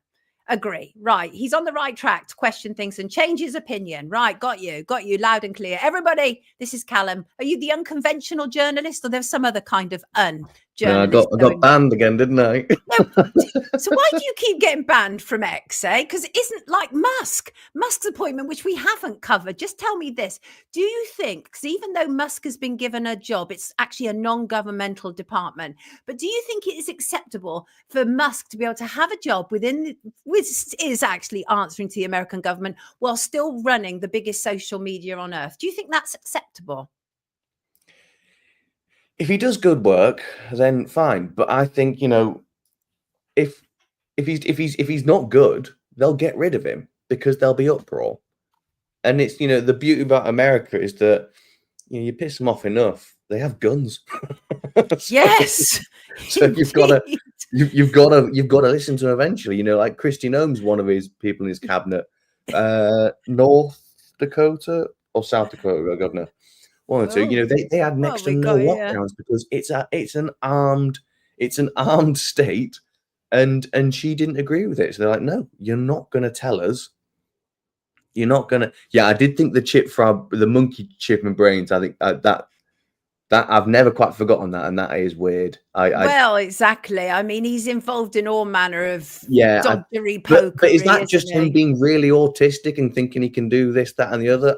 I don't know, because he's clearly autistic. I hear that. And then on top of being, you know, according to Forbes, now the world's richest man. So what a combination, eh? What a combination indeed. But, you know, I think for some people, the jury is still out. We don't know ultimately. And all we have at this stage is to hope for the best because they're in power now. So I do get a sense, though, sometimes, and that is quote unquote, people on our side, and that is kind of like anti-woke people, they are desperate for Trump and Kennedy to fail. They don't want them to succeed. And that really does my head in as well. Be curious, not judgmental. Yeah, got you. Got you. Absolutely. Everybody, this is Callum. It's been great. Callum Smiles, that really is his name. And he's going off to clean some windows now. Brilliant, isn't it? It's absolutely brilliant. There's no shame in your game, mate. Lovely to have you with us. Thank you for joining us this morning, everybody. Callum Smiles. Take care. Bye. Bye. Yes. There are some very dodgy people. What are you saying? Once they've done their damage, beyond belief is not at all convinced by any of it. But beyond belief, there is a sense to your comments. And I was reading them all the way down and they were getting increasingly agitated. But there is a sense to your comments beyond belief where you want it all to fail. I don't want it to fail. I want the Middle East to be rectified and sorted out. I want big pharma tackled. I want people held to account for the last, not just 4 years, 40 years. And I want all those things. Whereas commenters like Beyond Belief, it is absolutely fail. And I don't think that's the way to go, Beyond Belief. But you know what? The great thing around here is we allow for other opinions. That's why I flashed your opinion on the screen, because I think that's important. I think it's important to hear lots of different viewpoints. Time will tell, Humphrey, right? Time will tell. That's the bottom line. Time will tell. Right. Okay. Let us talk. I think this is interesting. Actually, there was something people. Oh, no, I'm going to come to that in a minute. Now, I'm going to talk about it now because I don't want to forget it. I meant to talk about this before Paul came on, right? Write down the word climate change. If you've got a pen handy, write down the word climate change, right? Going to give you a couple of seconds to do that because a friend pointed out to me, and it works beautifully, that climate change is an anagram for chemical agent. Not one letter spare. Climate change equals chemical agent. And I thought that was fascinating, frankly. I did. But that might just be me.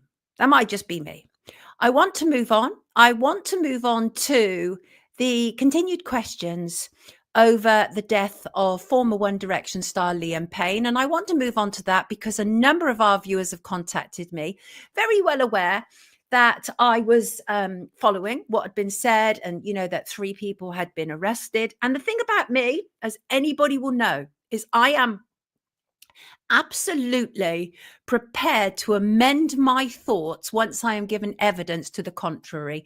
And yes, there are questions about Liam Payne's death, and there are questions about the coroner's report. So a final autopsy has been delivered, right? It's been released. The National Criminal and Correctional Prosecutor's Office in Argentina has released the final results of the toxicology test taken in the wake of Liam's fatal fall on Wednesday, October the 16th, 2024. After police were called to the scene, we were told that Liam had fallen 3 stories from his hotel balcony at the Casa Sur Palermo Hotel in Buenos Aires, Argentina.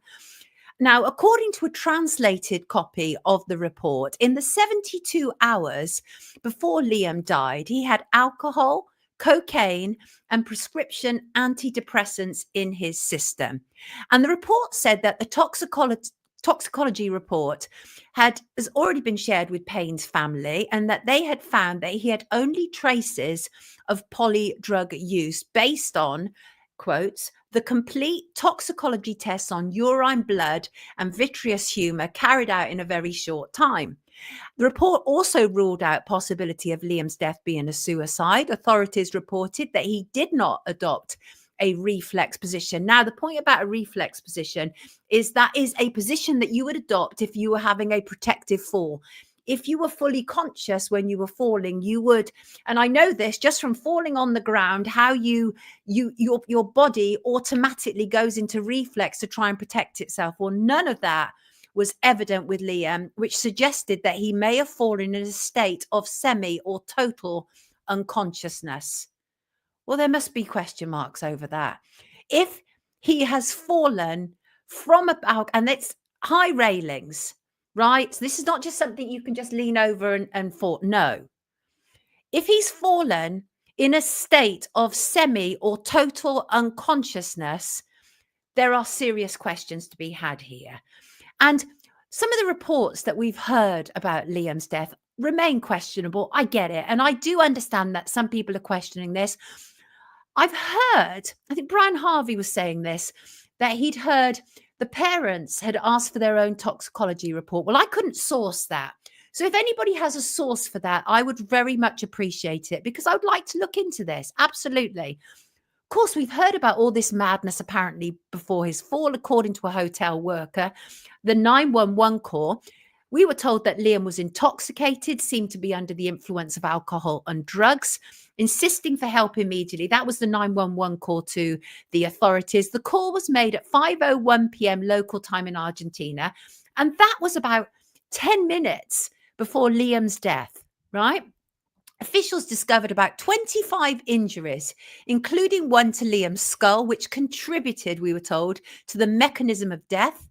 And also forensic experts examined his hands. They did, as I say, they did not find any defensive injuries. So that also suggests that he wasn't potentially fighting off an attack. It would appear that he was rendered semi or fully unconscious, and then something happened to him. We know 3 people have been charged in connection with his death, according to the prosecutor's office. We know that. And we were also told that unlawful conduct was discovered. And there have been bombshell claims from one of the suspects, a waiter known as Brian Nahul Piaz. He's suspected of being Liam's dealer. He absolutely denies it. He was filmed by Argentinian TV. He claimed that Liam communicated with him using a secret Instagram account after they met, when the singer was dining with his girlfriend, Kate Cassidy, who returned to their Miami rental several days before Liam was due to follow her. There are lots of questions. This waiter is one of the 3 who's being investigated, as I say, in connection with Liam's death. And what Brian says was that he met Liam for the second time on October the 13th. So just literally, I think a day before the death. They spent the night together, while the singer was said to have consumed cocaine and Brian was said to have smoked marijuana. Brian said, we took drugs together, but I never took drugs to him or accepted any money. So there you go. But the thing is, police have also returned to the suite this week because they're looking for a missing £30,000 Rolex watch that was said to have belonged to Liam Payne. So clearly there are question marks to be had here. I mean, not to be had here. There are question marks. And I get it. What's this? Crazy Bunny is not happy. Don't worship false idols. Brian also said there was little to no blood. I heard that too. Yeah, and Maria, absolutely. I don't think he's on Diddy list or Epstein. I don't think it's associated with anything to do with that. Some people are trying to make out that this is a music industry thing, because some people had said to me that obviously Liam Payne has a child with Cheryl, formerly Cheryl Tweedy, and is she called Cheryl Cole now? I'm not sure. And sounds similar to the Jay Slater drama. But here's the thing, is I don't necessarily think it's associated with the music industry. And I think there are too many people out there, and I've talked about them, the kind of Jaguar Wright characters who are really desperate to cash in on these scenarios that are happening right now. And they're making all ends meet that don't necessarily meet. And some people had said to me in emails, Cheryl Tweedy used to work with Simon Cowell. Well, Cheryl Tweedy actually was working with Simon Cowell when Liam Payne auditioned. Liam Payne was only 14 years old when he first met Cheryl Tweedy. She was 10 years older than him. I'm not suggesting they got together when he was 14, but still significant age gap. She knew him from that age. So, but some people are saying Cheryl Tweedy was associated with Simon Cowell. I don't actually think, I don't know. I mean, the truth is, I don't know. I would doubt very much whether this was a music industry thing. I think it's highly likely it was, here's a rich man off his face kind of thing. I think that's possible. And I think that sometimes we are in grave danger of making too much of nothing, and it muddies the water, because it may be a simple answer here. It may be that Liam was strung out on drugs. People took advantage of that. Or it could be that people drugged him in order to be able to steal from him. I don't know the answer to this, but I doubt very much whether this was a wider music industry thing. But I'm open to being proven wrong. I'm open to being proven wrong. Paul Burgess is the climate guy's name, Claire. And I still have to sort out the names on here because there's still a problem. Killing someone for a watch. I don't know Sloan Bella's take on this, Kath. Callum says Liam Payne is 2-1 favourite to be Xmas #1, by the way. I believe that. No, I don't agree with that, Sasha. Sasha, you're one of those people who tends to think it's all connected, right? And I don't necessarily. And I worked in the music industry and associated with it for a very long time. And I just don't think that some of the things that people believe about the music industry are true. I think a lot of people who make claims about the music industry have never worked in the music industry. And I think that's part of the problem. And Sasha, I know you were a DJ, so I'm not saying it's you, but I'm just saying, I think that it's possible some of the easiest answers might be the solution here. And I think we are in danger of making things about nothing when they don't exist. And I think there's a danger about that.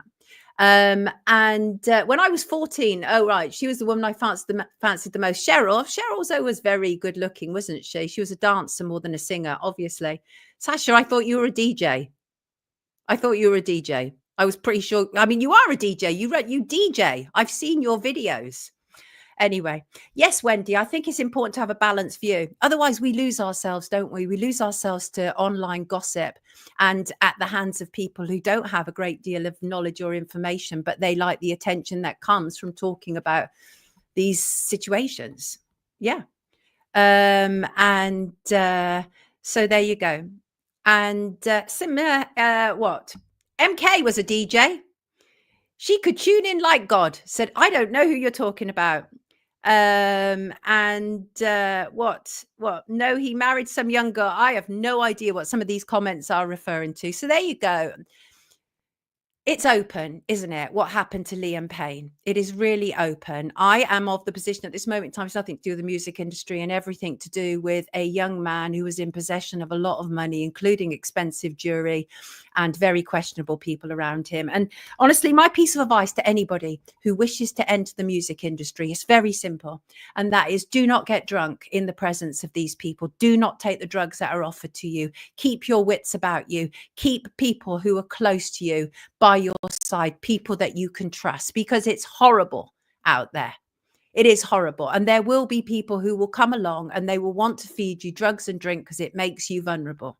And I think that is really important that we've got to be careful of. Yes, Tara. Tara says it best. God rest the poor lad's soul. Absolutely. Yeah, the pictures are dubious in Liam's case, to be honest with you. And Milford, yeah, artists get exploited all the time. They do. It's horrible. These are horrible industries. If people knew the half, they wouldn't enter them in the first place. So I'm looking forward to somebody being able to direct me to a toxicology report that has apparently been commissioned by the Payne family, because if that is actually the truth, that is interesting. Now, that is interesting. Yeah, Shug. Just tragic that another young life has been cut short. Shell, it's an important message, right? And that is just be incredibly careful around these people. Jackie has to go. I'll watch on catch up. Have a great full moon and weekend. Much love to you too, Jack.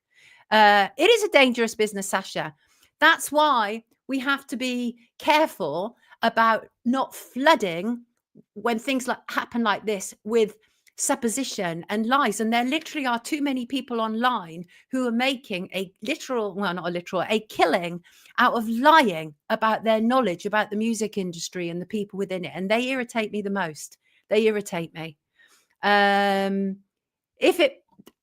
exactly literally that. Oh my God, if it bleeds, it leads. That is, I keep trying to put almonds there. If it bleeds, it leads. That is a disgusting expression that is used in newspapers. Yes, if they say take the drink, drugs or leave, says Amy. Exactly. And Callum is off to climb the ladder. And too many loved artists leaving this plane too soon. There's so many, Kath. So many. Let's think about it. How many are there? I mean, Whitney Houston, Prince, Michael Jackson, you name it. Sorry, no, Amy, it's fine. I knew what you meant. Leave. I know. And no, healing the silence. You do not need to think about going into the music industry. I mean, honestly, I think for the most part, obviously, clearly the music industry can make stars and can make careers, right? But you just have to protect yourself. You have to protect yourself. Yes, Shug, there is a 27 club, infamously so, of which people like Amy Winehouse and Jimmy, what's his name, from The Doors. Oh, God. George Michael left us too soon as well. What do you want to say, SJP? Hear this. What do you want to say? And Jim Morrison. That's it. Thank you for reminding me. People. 27 Club. And oftentimes, if you want to look at why that could have happened. So what, right? So one of the things is they say that a lot of people famous, Janis Joplin as well, Jimi Hendrix, here you go, people, you got it. SJP is advising me on my glasses. Yeah, right. Because I really listen to strangers advising me on my glasses. So no, thank you. My glasses are just fine and I can see through them. I got 2 new pairs that I actually can't wear at this moment in time. But anyway, no, Cliff Richard is still alive, people. Simon said Jim's dad was a naval Freemason. I don't know about that. But here's the thing, right? So just say that we took the logical approach to why some of these people die at 27, right? Think about it. A lot of these people have become world famous by the time they're 27. And like Liam Payne, they have too much time and too much money on their hands. And almost all of them lapse into drink and drugs. So that is a potential for why many people have died. But there are obviously deaths that do not make any sense. Whitney Houston, I will maintain, was absolutely murdered. Absolutely murdered. None of it makes any sense. And the fact that she was left down there below, rather above Clive Davis's Grammy party for 11 hours before an ambulance removed her felt ritualistic. Keith Moon, was he 27? Interesting. Jim's death was ritual, says Simon.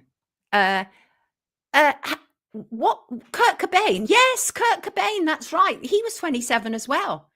Was Jesus 27, Tara? I'm getting very confused now, people. Right. Okay. Yes, Kurt Cobain. And this is important, what John's saying. And these people's mental health is not looked after by their employers. They're cash cows. They are treated like cash cows. And the thing is that people in the music industry know that once an artist's career has waned, which Whitney Houston's did, once, as one example, once their career has waned, then they are of no use. And the best use they are is from a publishing perspective, because when they die, all their albums suddenly mysteriously, fantastically go to number 1, even at the hands of people who never supported them when they were alive. It really is, Eric. The whole entertainment industry is loaded with predatory people. And that is a fact. So please, too much, too young. Yeah, it exactly. Got to go. And like us all, useless eaters. Who's useless eater? Moon was older, apparently. Whitney's daughter died the same way she did. She did. I mean, Shug, that was a big wake-up call for me, what they did to the Bay City Rollers. I was a major Rollers fan. What they did to the Bay City Rollers, absolutely awful.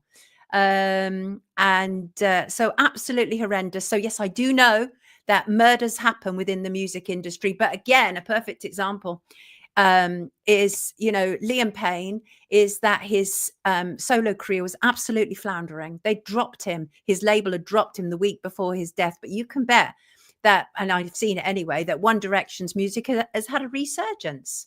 Yes, it has. Brian Jones was 27 as well, says Steve. This is scary.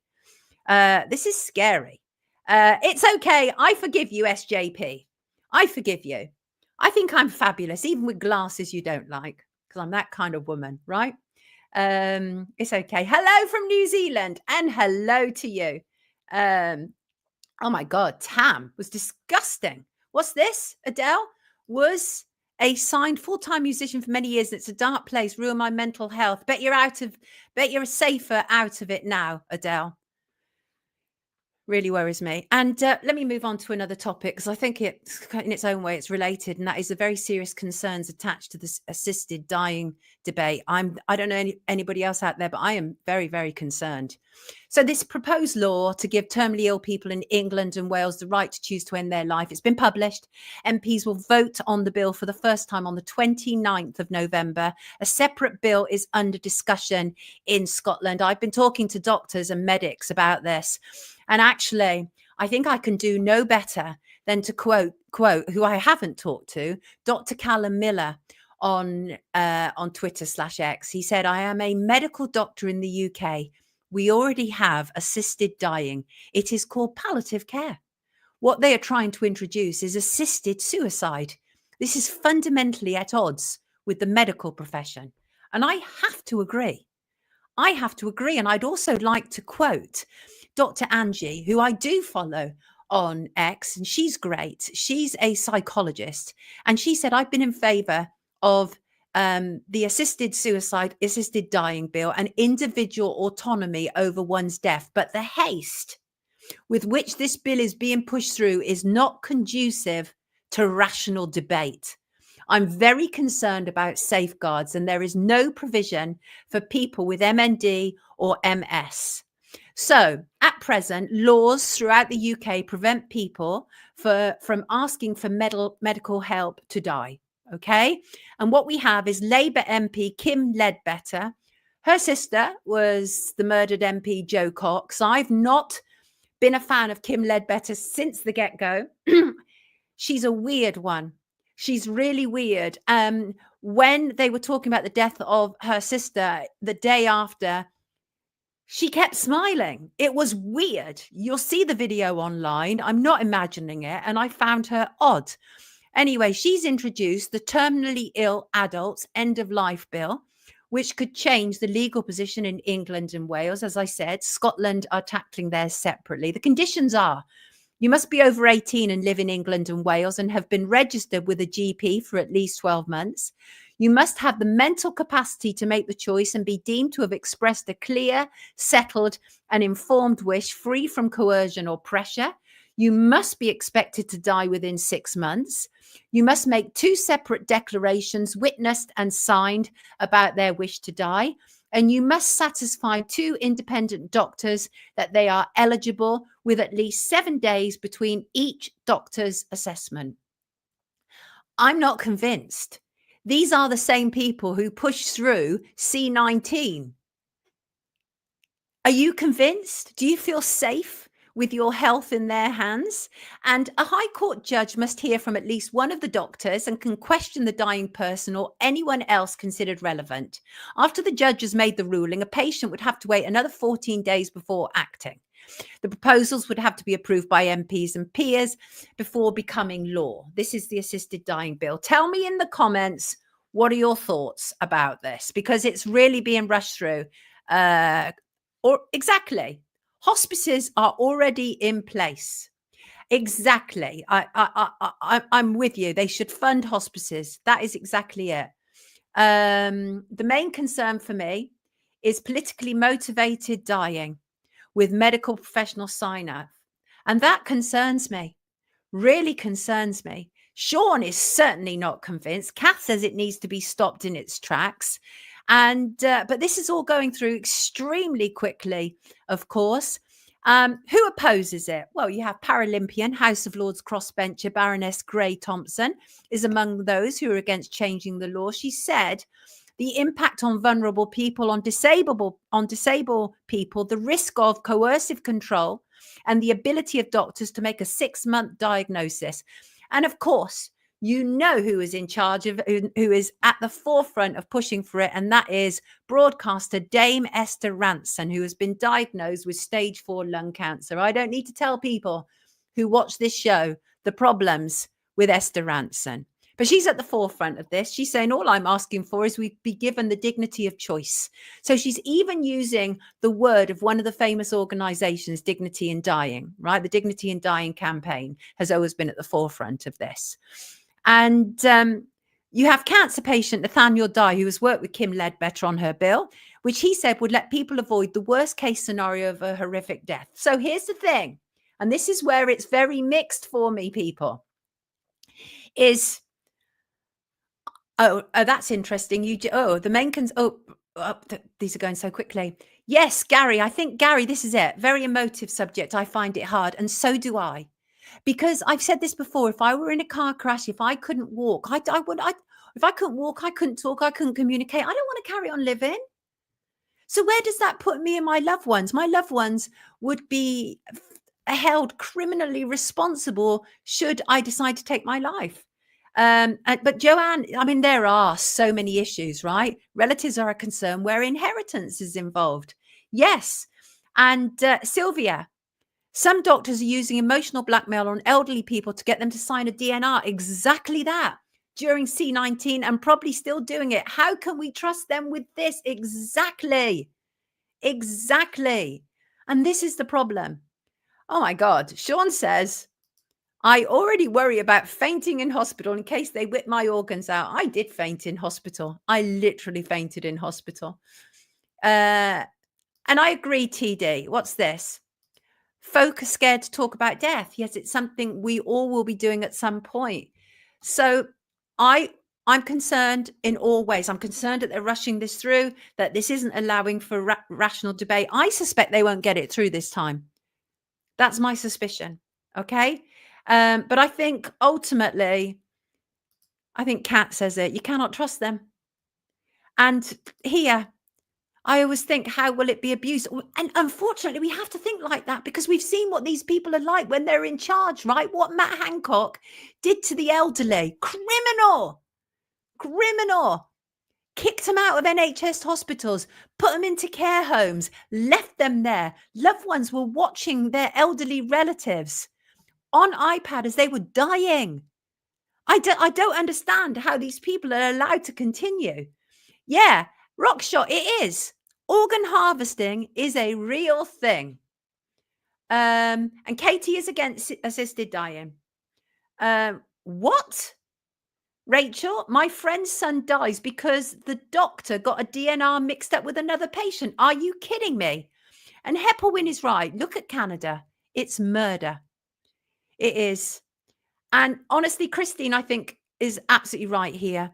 They leave people to die by keeping people with no food and water until they die. This has just happened to my 94-year-old mum. She was not going to recover and she had had enough, starved. I actually suspect I speak for almost everybody, unless they're a psychopath watching this, and that is, we are so sorry, Christine. So very, very sorry. Awful. What should we do? What can we do? Right? Yes. And a nurse was proud. What's that? Anything pushed by government is never for the good of us, just sold that way to get public backing. And that is a reality. Yeah. Please send me a link to that story, Rachel. Send me.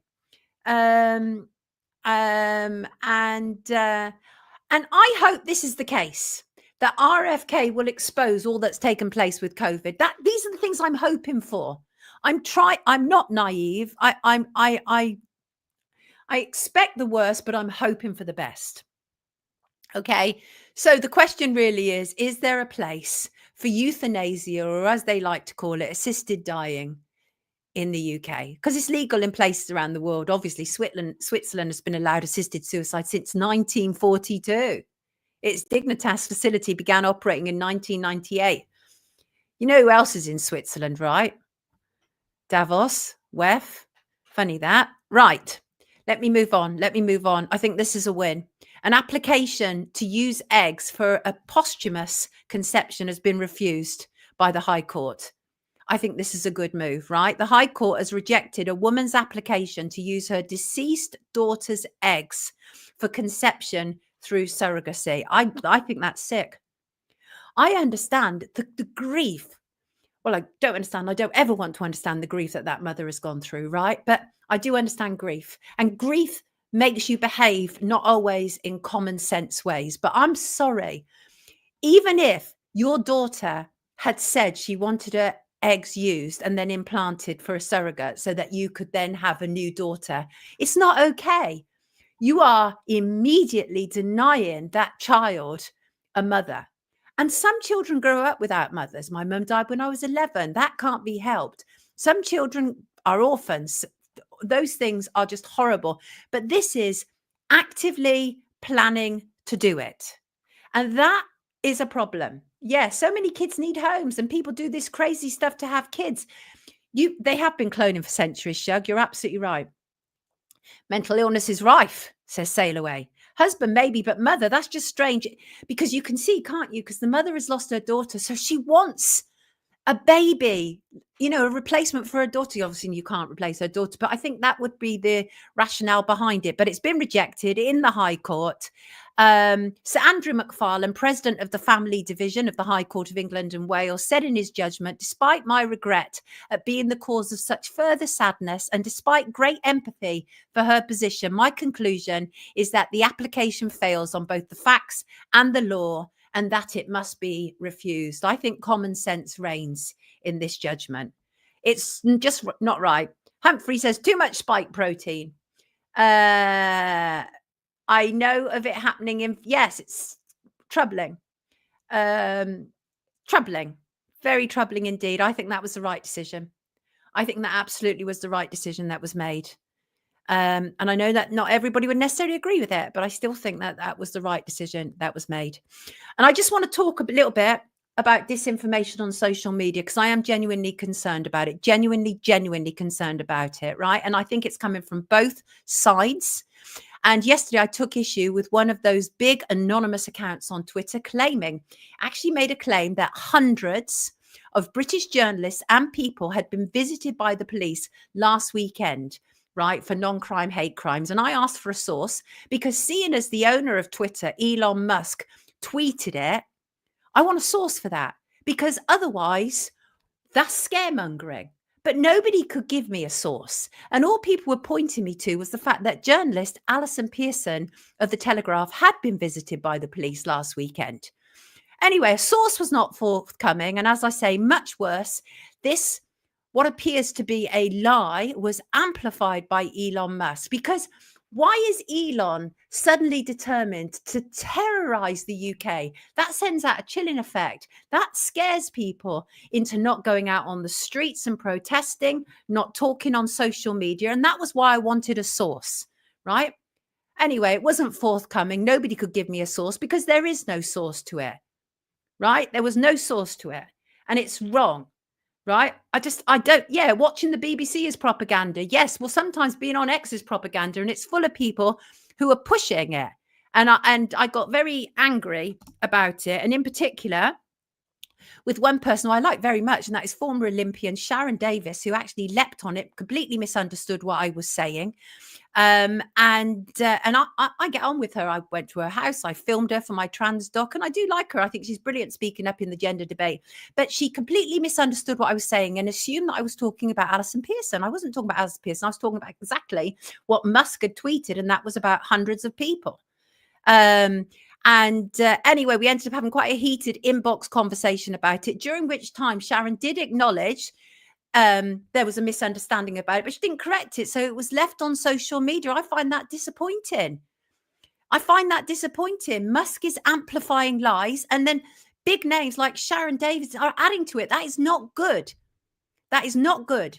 And I don't want to be a part of anything like that. I'm interested in the truth. People seem to think that you have to be on a side. No, what if you're just on the side of truth? What about that? Isn't that a novelty? That's me. I'm just on the side of truth. And so when people make big claims, I want to follow it up and I want a source for it. And I do think that at this moment in time, X is a major purveyor of disinformation. And we've got to be careful about that. Sure, Musk coming back has enabled everybody to have their say about gender. That was the main thing that was being stopped. And also, of course, there was all the files that were released because it was absolutely evident that Twitter, was absolutely enthralled to the government and were doing all manner of very shady things and not allowing people to talk about C19 and all of that. But it's now in danger of going the other way. So I'm just about, things have to be neutral. Just give me the truth. Love is law. Yeah, well, Simon thinks X is great. I think it has its place. And I definitely have to say, I think X under Musk is better than X under its former owners. Yes, I do think that. Yeah, I do. Elon, but Scoops, Elon literally retweeted, he tweeted and said crazy, a tweet which said breaking, hundreds of British citizens, including journalists, are reporting that they've been visited by the police this weekend regarding X posts, make Orwell fiction again. And that was tweeted by an anonymous account called Inevitable West. See, we can't be silly. We can't be silly. Just because people like Elon Musk, it doesn't mean that he's right about everything. We've got to be a bit more discerning, right? Either way. Yeah, we're getting there. I understand. I do understand. I get it. But anyway, please don't be. I don't think that a man as powerful as Elon Musk should be tweeting stuff unless he has a source to it. And there was no source to it and nobody has supplied that for me. Yeah, exactly, Maria. Musk was extremely upset for what happened to his child. And he calls it the woke mind virus. And none of that I have a problem with. I do have a problem with him slating off his child online. I think that needs to be kept offline. I don't think that's okay. And him putting up his child as an example of things going badly wrong. I have a problem with that. Marlena comes here every Monday and Friday to be amongst truth seekers. And the thing is, what I do love about our commenters is they're as outspoken as I am, right? MB says Musk is only interested in getting you on his social credit system, X. And I think there's some truth in that as well. But, do not step on the stake. Elon's mother is a one-eyed witch. I have no idea the truth or veracity of that. But I have to agree with Whitney Webb. Whitney Webb tweeted, my job is to question and interrogate and be skeptical of the powerful, not suck up to them.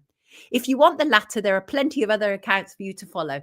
And I'm kind of like that, right? I think one of the reasons that we have such a great community here is because the people who come on here know they can disagree with me, that your voice counts. Just because I'm at the helm here doesn't mean that mine is the only voice. Absolutely not. John said he's so outspoken, his nan used to call him a gobshite.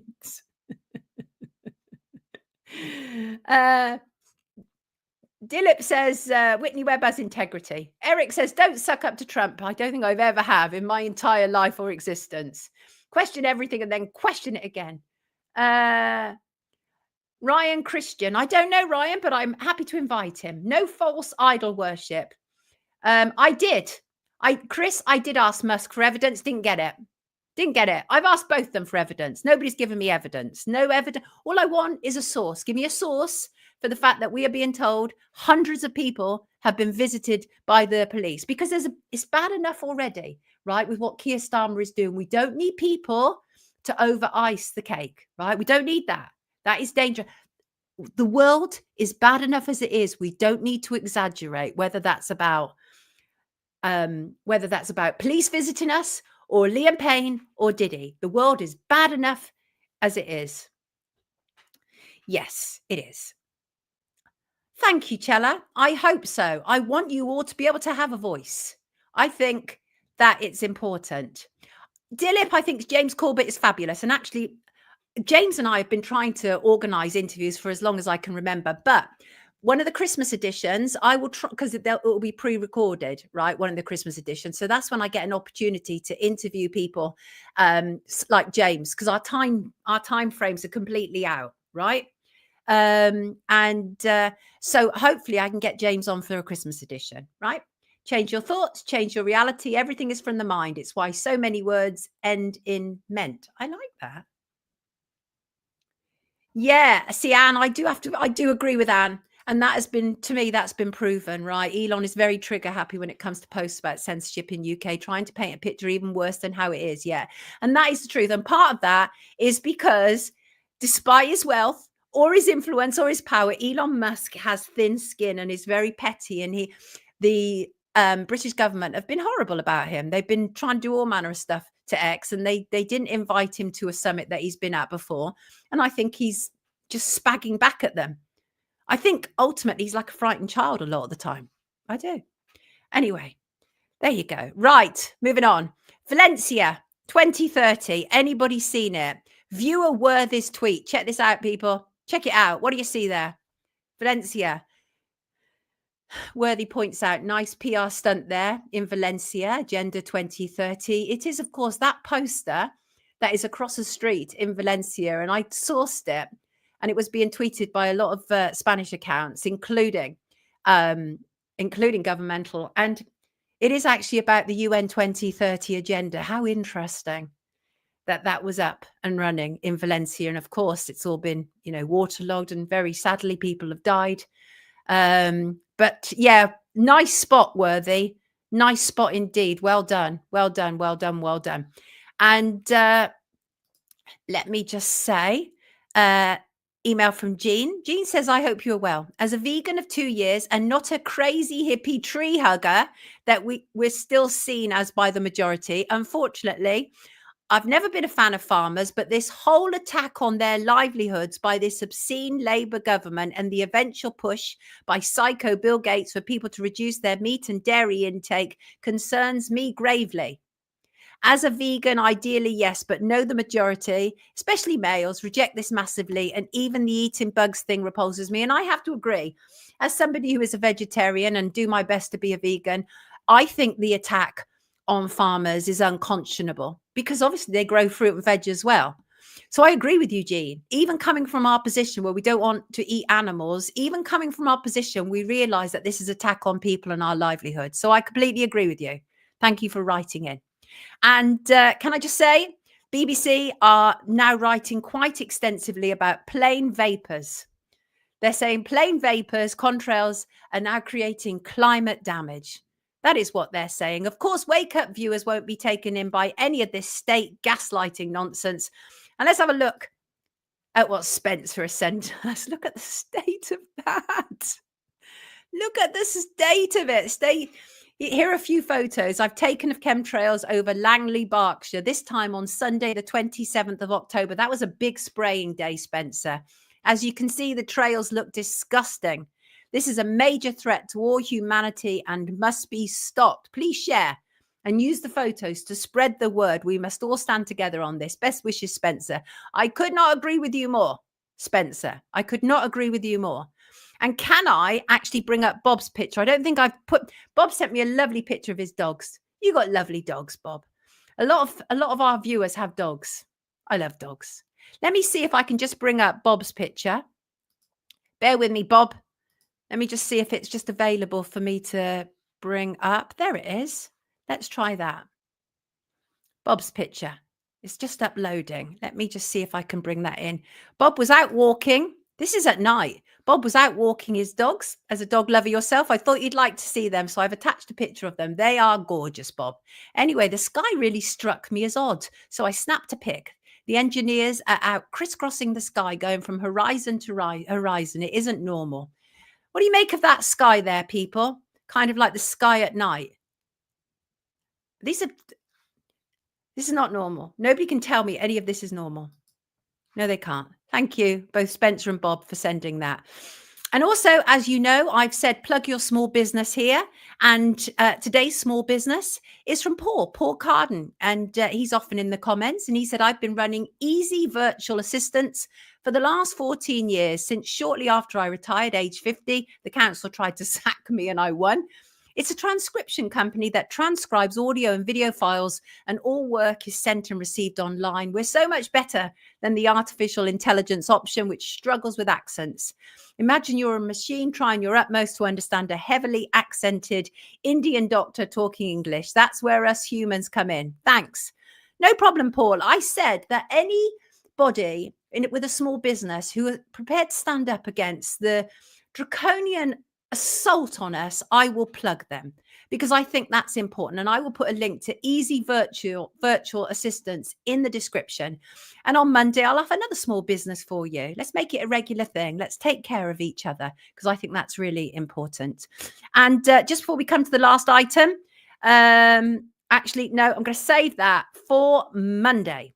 We are going to come on to the last item now. From 1st of December, I have made a promise to people who are helping me organize around here that we're going to start upping the idea of a subscription drive for Wake Up. I'll be looking for people who enjoy what I do to help me finance it, help me grow. Some people already do that, and I appreciate them greatly and wholeheartedly for it. But I need regular amounts, which could be anything from £1 to millions, right? If you have it to spare. But you know my position, and this always remains important, and this is always where I will land, and that is my work has to be available free so that everyone can access it, right? Always. We also want to get rid of the adverts on here, of course, and getting a regular subscription from people will enable us to do that. Because I won't need to rely on the monetization of YouTube, which will also free up to a certain degree what we're able to talk about. Not entirely, but hopefully things are going to start to loosen in that direction anyway. But I just want to say, and I mean this most sincerely, that is, I'm truly blessed to be part of this community and watch it growing in all ways. And some people wrote to me. In fact, one particular lady wrote to me, and she said to me, and this is something that's often echoed, and that is, she said that she couldn't financially support me, but she would help me with designs, which she has done, and I'm very grateful. And I will be looking at that later, because I haven't had a chance to properly look into that. But there's a million ways to contribute to helping this grow, right? It doesn't just have to be financially. Subscribing to the channel. We've been stuck on the same number for ages now. Subscribing to the channel will help. Liking, sharing, all of those things will help us to grow, right? So, as I said, it is absolutely my intention that it will never be a situation where you have to pay to view. That is not where I'm coming from. Okay, so please be reassured about that. But we will be upping a subscription drive from the 1st of December, because we want to get rid of the ads as well. And can I just say, I have received so many great suggestions from you lovely viewers about merchandise. Alan actually suggested one of my favorite slogans. He wrote, my Irish grandmother had a saying, shame the devil and tell the truth. And I love that expression so much.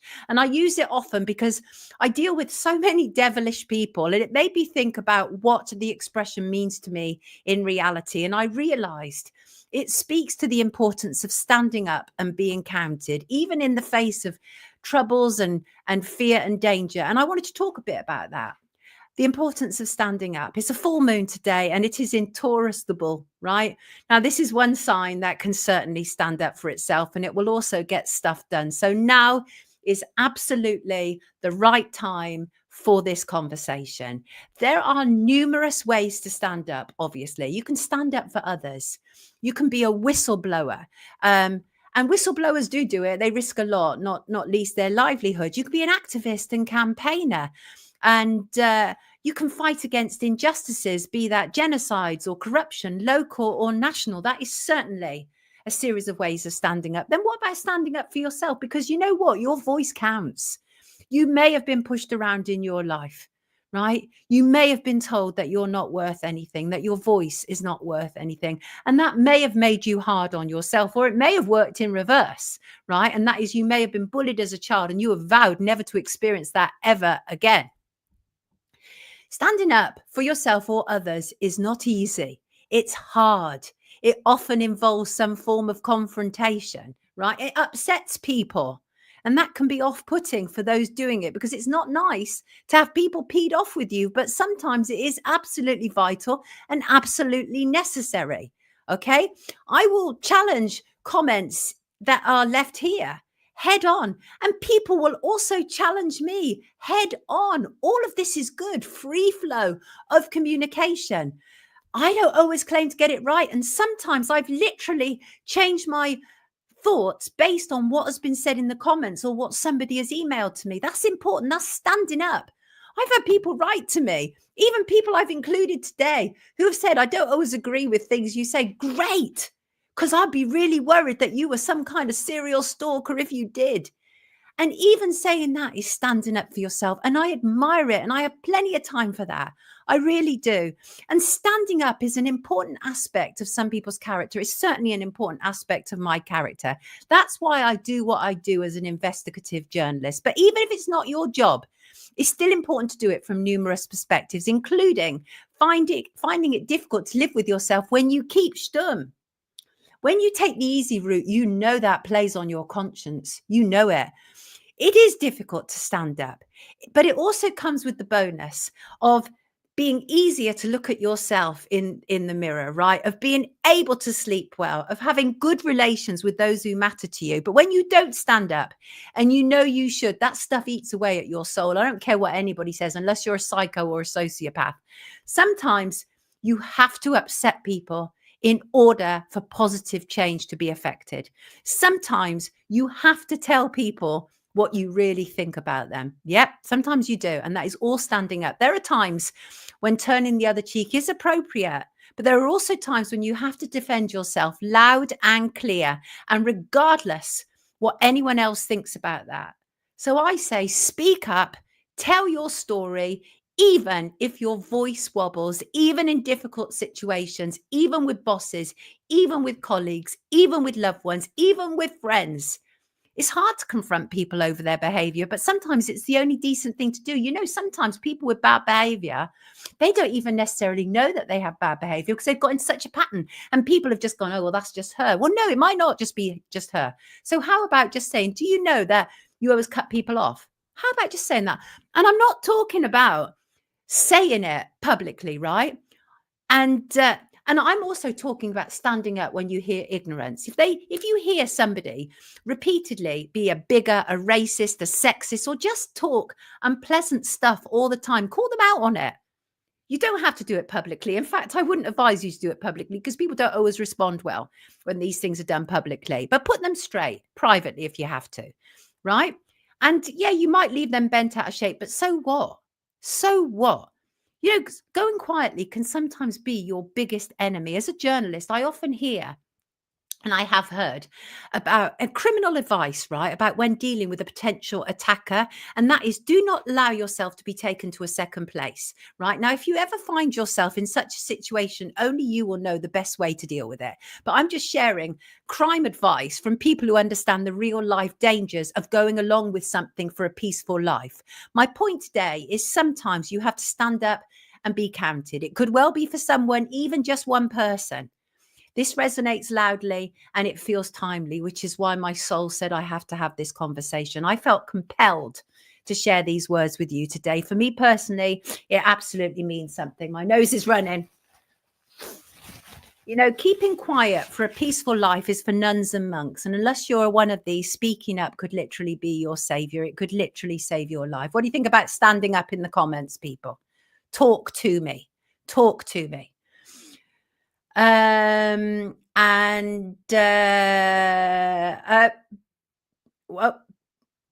you're welcome, hoax.